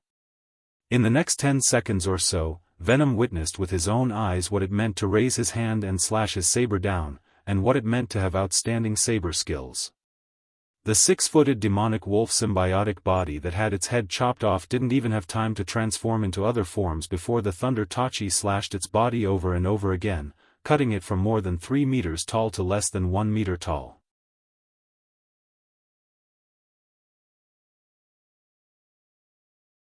Chapter 282. Symbiotic demons can transform into various forms and various weapons, but there is a certain limit to their transformation ability. No matter how they transform, the things they transform into will not exceed the limits of their original body. Therefore, when dealing with them, consuming the weapons and bodies transformed by their original body as much as possible can effectively weaken the strength of the original body. This weakness, which was not a weakness, was specifically reminded of by Venom. Venom needs to devour other symbiotic demons to restore his strength, so what he needs is a symbiotic demon that is still alive, not a dead symbiotic demon. Rog's swordsmanship at this time seems to be freewheeling, but every time he uses the swordsmanship, he is extremely measured. It is necessary to consume the transformed body of the six-footed demonic wolf symbiotic demon without causing too much damage to the original body of the symbiotic demon. In order to let this symbiotic demon meet Venom's devouring requirements, Rog can be said to have exhausted all his thoughts. The silver-white swordsmanship came one after another, and every time the thunder tachi slashed, it would take away a part of the symbiotic demon's body. This originally majestic six-footed demonic wolf symbiotic demon, which was more than 3 meters tall, tenaciously persisted for more than a minute before helplessly changing back to its original form. Just when the dark red symbiotic demon had just changed back to its original form, Venom, who was fully prepared to eat, pounced on it without saying a word. Venom grabbed the slim-like symbiotic demon on the ground and stuffed it into his bloody mouth, and then wolfed it down. Rog removed the thunder tachi in his hand and turned around silently, without the slightest intention of appreciating Venom's eating manners. Venom's meal didn't last long. It only took less than a minute for Venom to completely devour the army-level dark red symbiotic demon and burped with great satisfaction. How is the effect? How many more do I need to eat to recover? From the outside, Venom at this time looked no different from before. But as long as you perceive the strength of the life energy in his body, you can find a huge change in it. If they are all at this level now, I estimate that it will take 20 or 30 more. But the more I recover, the higher the requirement for devouring, so I estimate that I should be able to recover after devouring about 10 more. After feeling his current state, Venom gave an answer that he was not very sure about. Only by devouring a symbiotic demon that was stronger than itself would there be a corresponding improvement. Therefore, Venom wasn't sure how many more he had to devour before he could return to his previous peak level. 10 is a little too slow. If they're lords, you should be able to recover after devouring 1 or 2, right? Although it was easy to deal with an army symbiotic demon, it was too time-consuming.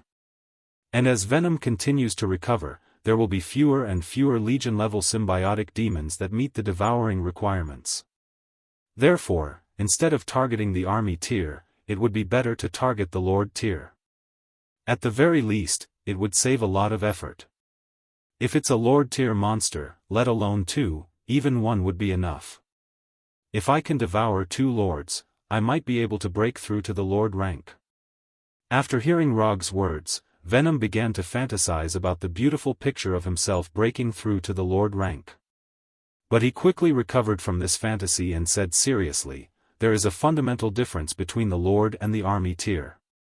Although I had the strength of the top 10 in the army tier before, in the face of the Lord tier riot, I didn't even have the most basic strength to fight back. Are you sure you really want to start with the Lord tier? They are not easy to deal with. I'm not doubting your strength, but I think we might not be in such a hurry. It's actually quite good to start with the army tier. Venom knows that Rog is very strong, but after all, he has never seen Rog fight seriously, so he is still a little worried. Lord tier symbiotic demon, that is the well-deserved overlord of the symbiotic demon race. Even if there are hundreds of millions of symbiotic demons on the symbiotic demon planet, the number of Lord tier symbiotic demons has not exceeded 50 so far. 1 in 10 million chance, one can imagine how abnormal Lord tier symbiotic demons are. You don't have to worry about this. Since I have accepted your request, I will definitely help you fulfill your wish. Since 1 or 2 Lord tier symbiotic demons can solve the problem, of course, he can only start with the Lord tier symbiotic demons. As for the strength of the Lord tier symbiotic demons, it is not within the scope of Rog's consideration at all. It is just a symbiotic demon, as long as it is not the symbiotic demon god Nar, it can't be that strong. Although Rog's mentality seems very arrogant, on this planet, he has the confidence and strength to be arrogant. Chakra perception. Rog's perception range began to expand rapidly, and one after another symbiotic demons appeared in his perception. Through the life energy intensity of these symbiotic demons, Rog can roughly infer the level of these symbiotic demons. Symbiotic demons of the general level and below are directly ignored. Only the army tier symbiotic demons have the qualifications to be marked. As for the Lord tier symbiotic demons, he has not found them yet. It was not until he expanded his perception range to 500 kilometers that a completely different life energy signal appeared in his mind.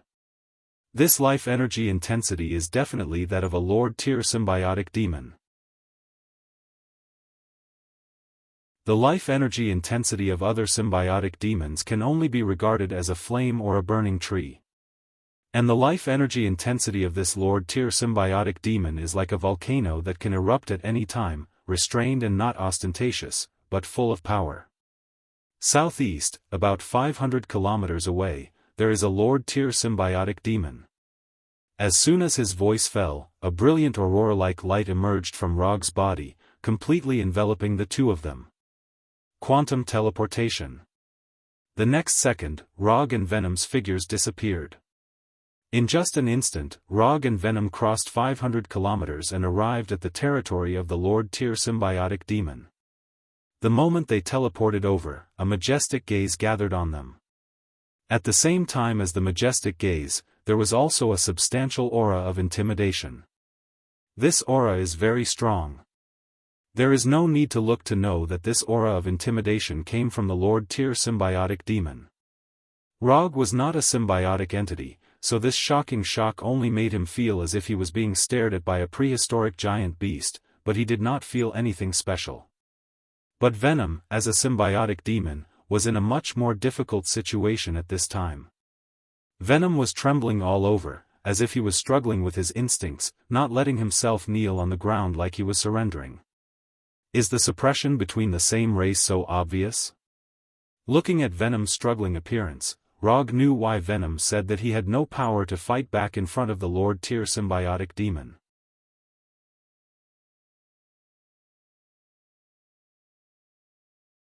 Chapter 283. Being suppressed like this, let alone resisting, even normal activities would be a problem.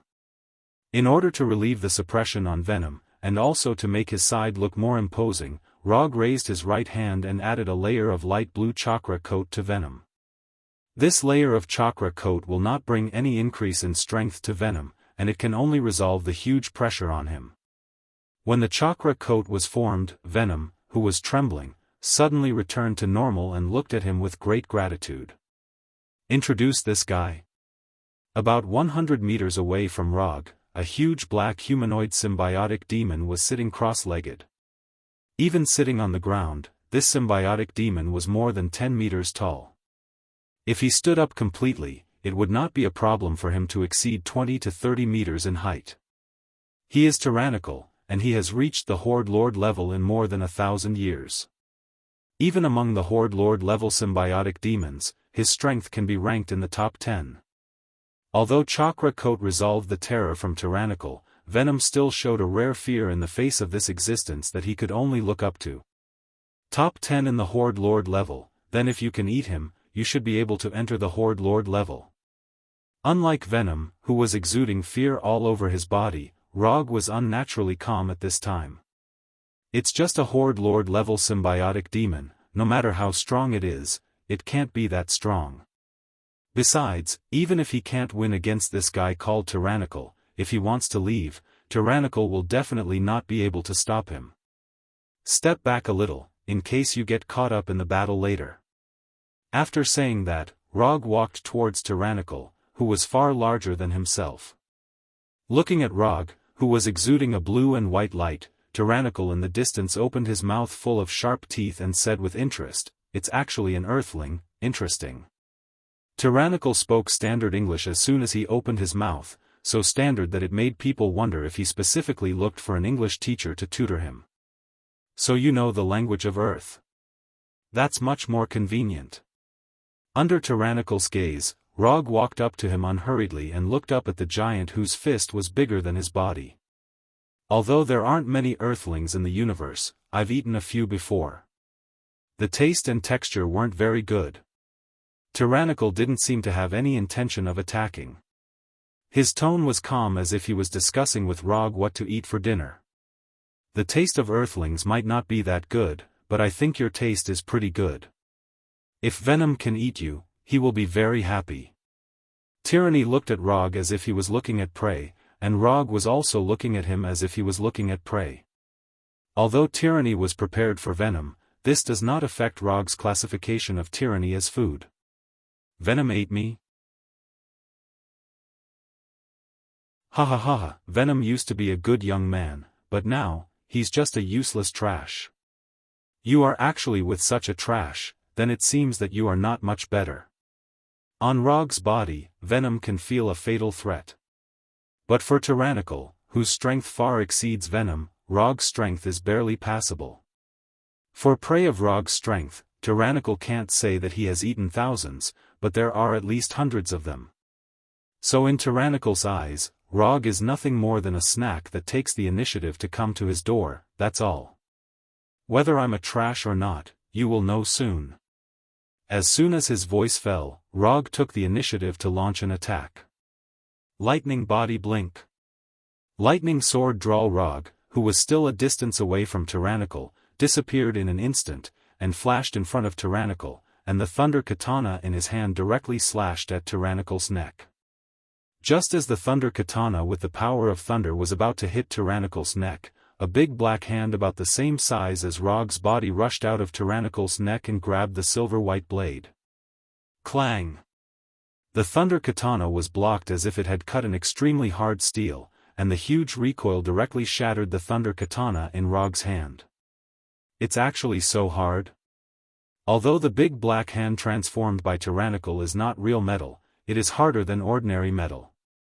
The thunder katana was shattered, and Rog did not hesitate and immediately retreated. A Lord-tier symbiotic demon was indeed different. Tyrannical didn't seem to see Rog's retreat at all, and let him leave without any intention of pursuing him. After easily pulling away, Rog shook his slightly numb right hand, and his eyes began to become serious. Unlike the symbiotic demons he had encountered before, Tyrannical is not only larger in size, but also has higher life energy, and even the transformed limbs are harder. The thunder katana, which can easily cut through real metal, can't cut through the big black hand he casually transformed. This kind of defensive power is terrifying. No wonder Venom said that there is a fundamental difference between Lord-level symbiotic demons and Legion-level symbiotic demons.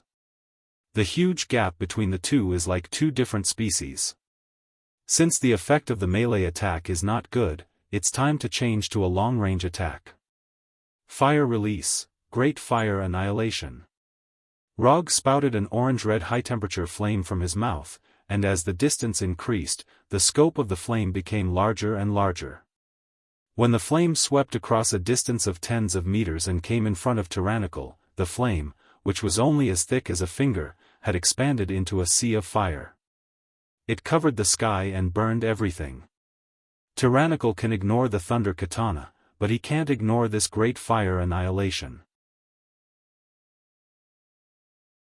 With the Sanbai's chakra, Rog's great fire annihilation has not reached the level of Uchiha Madara, but it is definitely not far away. One is Madara's fire release, and the other is water release. In front of the amazing sea of fire, Tyrannical, who has been sitting on the ground, finally had a serious expression.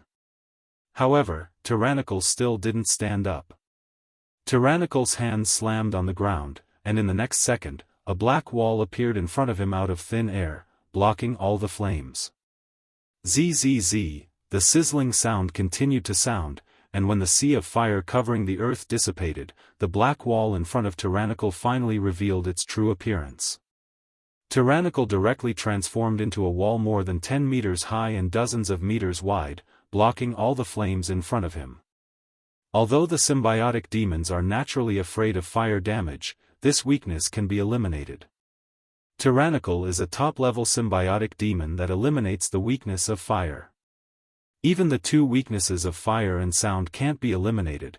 It is not qualified to be a Lord-level symbiotic demon.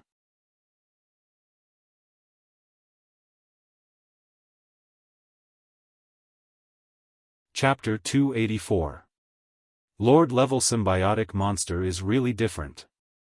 Although the black wall transformed by Tyrannical was destroyed by the fire, there were holes everywhere, and it looked like it would completely collapse with a little bit of force. But there was no doubt that this black wall completely blocked all the damage from Tyrannical, and it didn't let Tyrannical suffer any damage. Compared to Venom, who was attacked by Tyrannical's fireball, and compared to Tyrannical, who was attacked by Tyrannical's fire, the gap was really big. "You Earthling, you are quite interesting." After removing the tattered black wall, Tyrannical looked at Rog with interest, as if he had seen a rare animal. "You are also quite good, stronger than I thought." Until now, Tyrannical was still sitting on the ground, and he didn't move at all. Among the enemies he fought, the only one who could make Rog attack twice without moving was Tyrannical. Although in terms of overall strength, Tyrannical might not be the strongest one. However, the attitude he displayed was the most domineering and powerful of them all. "If you only have this much strength, you and Venom won't be able to leave here alive today. Attack with all your might. Let me see if you, who are in the same team as that trash Venom, are really trash." At this time, Tyrannical still looked like he didn't put Rog in his eyes at all. Rog's fire just now was indeed unexpected, but that was it. "You want to see my full strength? Sure, but don't regret it." After the two attacks just now, Rog had a rough understanding of Tyrannical's strength.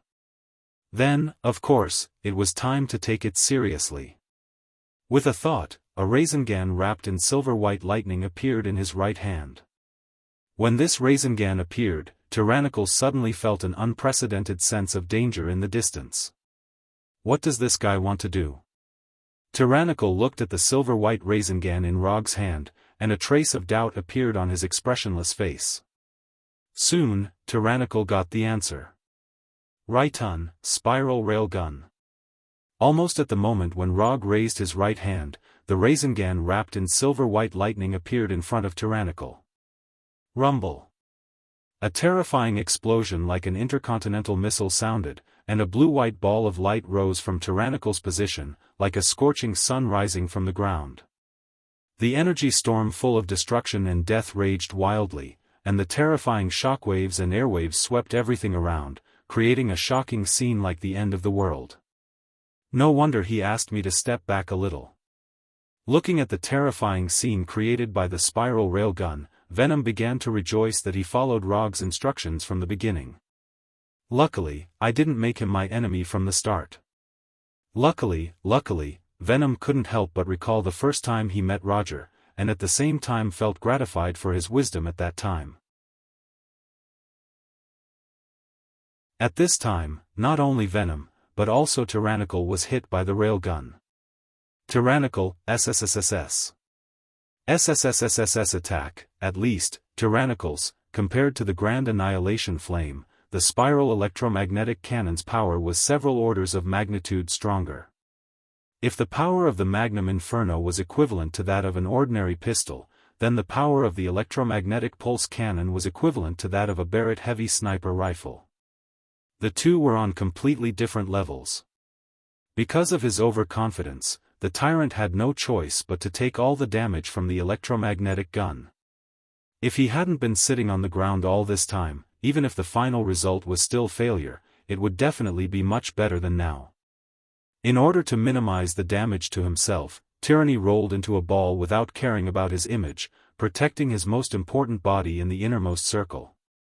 Even so, under the terrifying power of the spiral railgun, Tyranny's transformed body was shrinking at an alarming rate. Fortunately, the electromagnetic pulse cannon was not a continuous attack.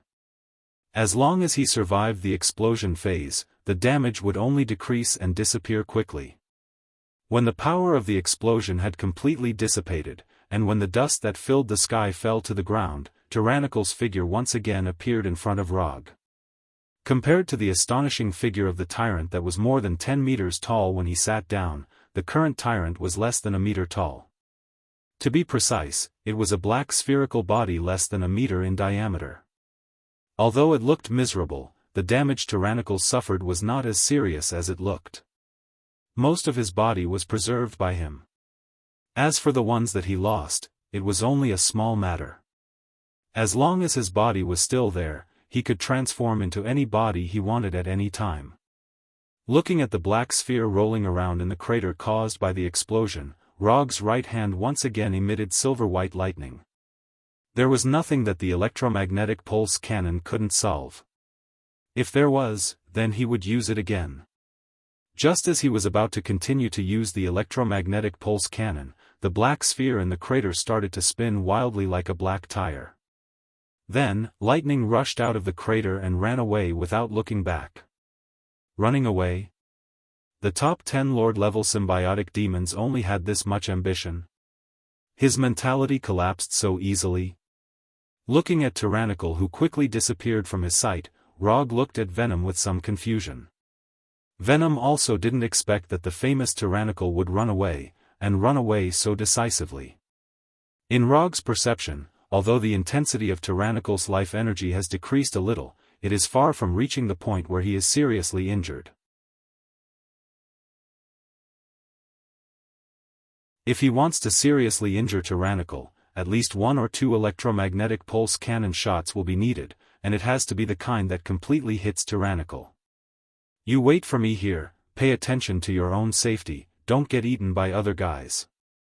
After instructing Venom, Rog used quantum teleportation to chase after them. It is not in his character to let go of the prey that is about to be caught. The ball-like Tyrannical did run very fast, but no matter how fast he is, he can't be faster than Rog's quantum transmission. After using quantum transmission to appear near Tyrannical again, Rog didn't hesitate and opened his mouth to use water release. Water release, water ripple breaker. Water ripple breaker is one of the signature ninjutsu of 2nd Hokage Tobirama. Tobirama's water ripple breaker can even easily cut off the roots of the sacred tree. Rog has never used water ripple breaker in a formal battle before because he felt that the action of spitting at the enemy was not in line with his cool style. Water ripple breaker is powerful, lethal, long-range attack, wide range, and fast. Except for the fact that it can only be spat out from the mouth, there are almost no shortcomings.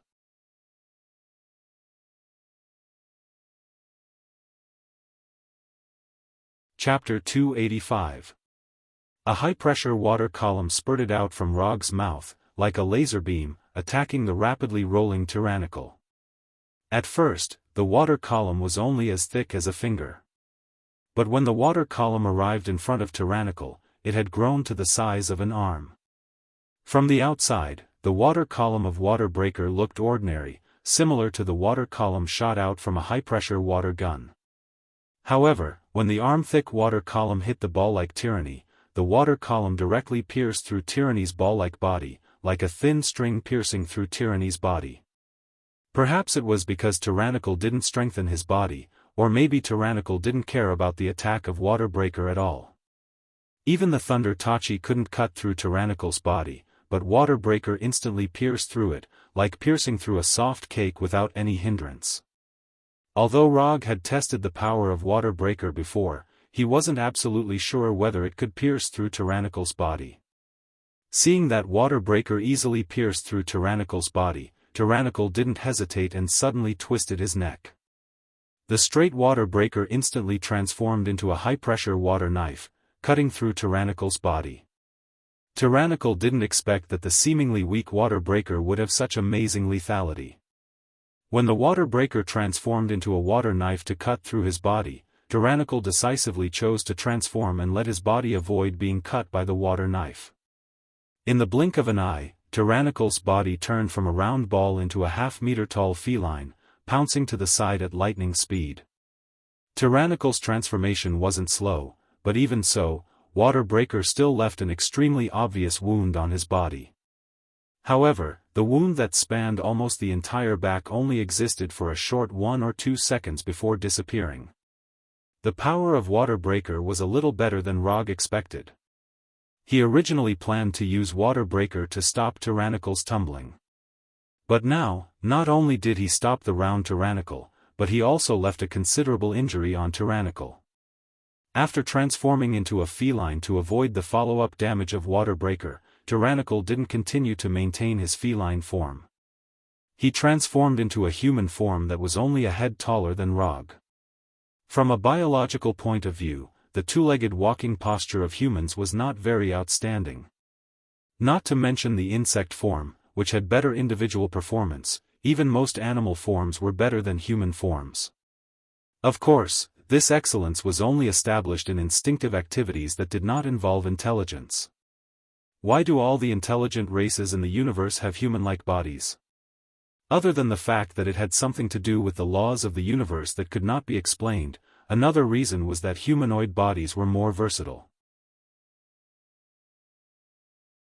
In terms of individual performance, the humanoid body had no other advantages other than its larger brain. However, in terms of overall performance, the humanoid body was definitely the king of the price-performance ratio. However, this shouldn't have anything to do with the tyrant turning back into his human form. Rog speculated that tyranny should be one of the few symbiotic demons that preferred humanoid bodies. This could be seen from his original giant body. After personally experiencing the power of the electromagnetic pulse cannon, the tyrant decisively gave up on the idea of enlarging his body. The bigger the body, the bigger the target, and the easier it was to be hit. As a symbiotic demon that had lived for countless years and conquered countless planets and races, the tyrant understood this principle. More importantly, the tyrant felt that transforming into a human form that was similar to Rog's would allow him to better unleash his strength. The tyrant had never been to Earth and had not seen many Earthlings. However, there was one thing that he was very sure of, and that was that Earthlings' bodies were very weak. In his opinion, Rog was a classic example of someone who had high offense and low defense. When facing such an enemy, one fatal attack would usually be enough to take their life. Although the tyrant's body had become much smaller, this did not mean that his strength had decreased. A smaller body meant a smaller target to attack, and a faster attack speed. After making up his mind, the tyrant immediately ran toward Rog. The sharp claws on his hands emitted a cold metallic glow. Apart from his hands, he had also hardened his entire body to the point that even the thunder tachi could not cut through it. Not only that, but black tentacle-like tentacles also surged out of his body, showing a different style of Cthulhu. Facing the tyrant who was rushing toward him, Rog stood motionless as if he did not see him at all. 50 meters, 30 meters, 10 meters, 5 meters. Although the symbiotic demons were not a race that excelled in speed, the last 5 meters were basically non-existent for the tyrant. Just as the tyrant was trying to directly pounce on Rog and quickly get rid of this earthling who made him so embarrassed, Rog finally moved. Because of infinite mode, Rog was always in a state of light. At this time, a light blue light emerged from his body again. Unlike the blue and white light that enveloped the whole body in infinite mode, this light blue chakra quickly condensed the moment it emerged from his body. In just an instant, a skeleton with only some ribs and arms appeared beside Rog. Susanoo. At this time, Rog had many ways to dodge or resolve the tyrant's attack, but he chose Susanoo, which had never been used in a real battle. Compared with other enemies, the tyrant, who had outstanding regeneration ability and was only good at melee attacks, was undoubtedly a rare test target. Boom! The tyrant, who was running wildly, collided with the Susanoo formed by chakra, and the strong impact produced a shock wave visible to the naked eye. However, even in this situation, which was like being hit by a heavy truck at full speed, Rog's Susanoo did not even shake.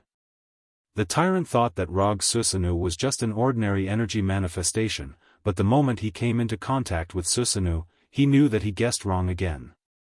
This is not an energy manifestation. This thing is very dangerous. The crisis instinct that originated from the depths of the tyrant's soul frantically warned him. The tyrant had realized that something was wrong, but at this time, he had no chance to leave. Although Rog is now using the first stage of Susanoo, that is, only a part of the ribs and an arm form, the defense and attack power of Susanoo will not change significantly because of the different form. After using Susanoo to block the tyrant's impact, Rog did not hesitate at all and used the only bone right hand on Susanoo to grab the humanoid tyrant. Caught you. The tyrant, who was caught by Susanoo's bone right hand, was just about to change his form and break away from the bondage, when an indescribably terrifying grip fell on his body. Crush you.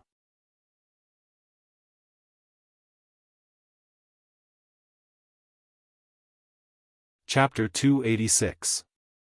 Ah!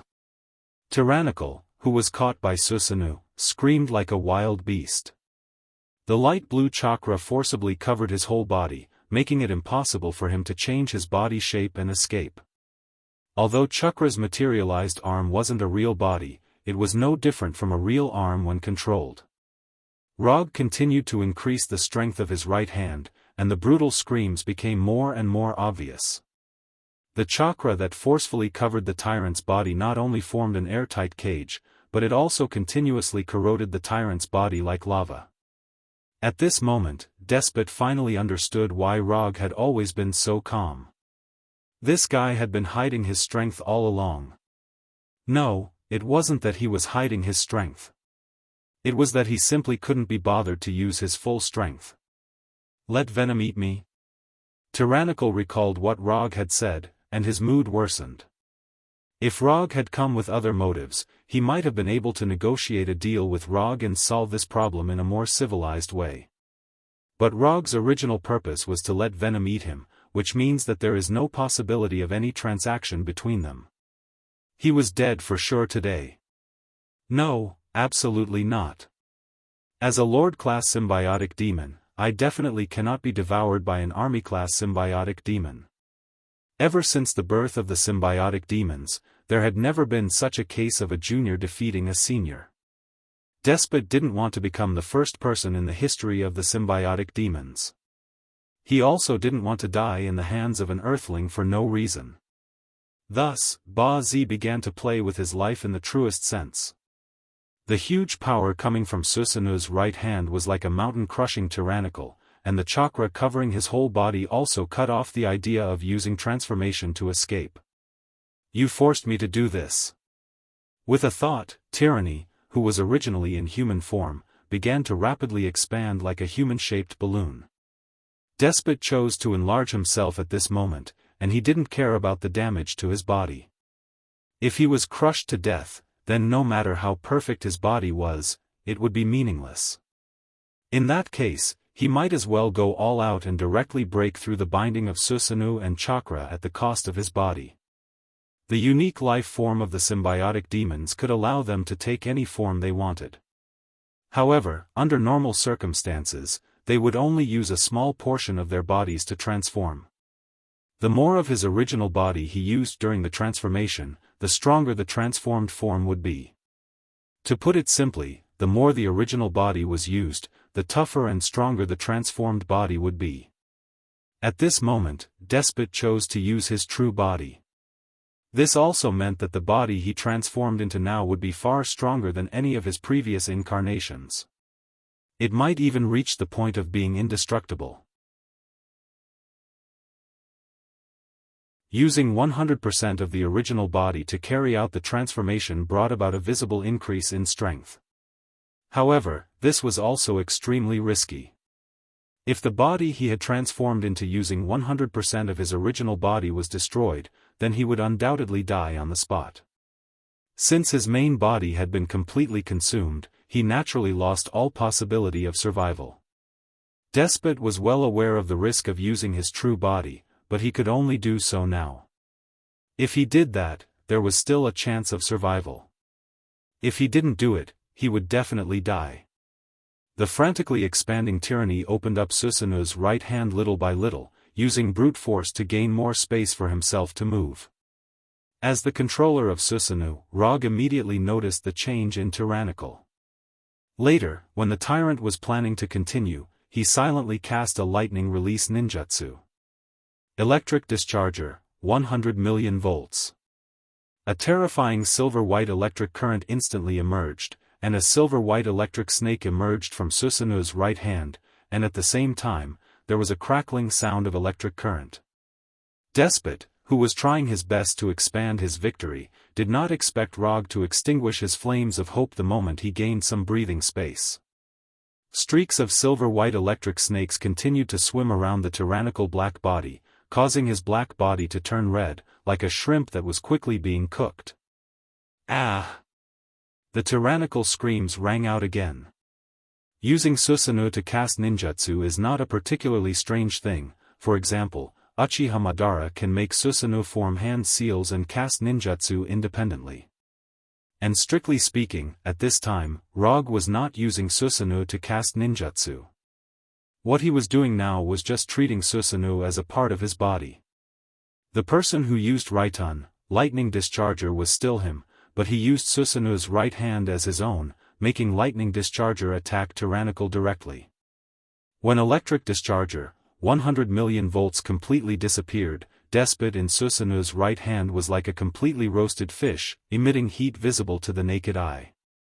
At this time, Despot was motionless, and his figure also changed back to a state where he was only a head taller than Rog. Looking at his appearance, Despot seemed to be completely dead, but in his body, the life energy was still there.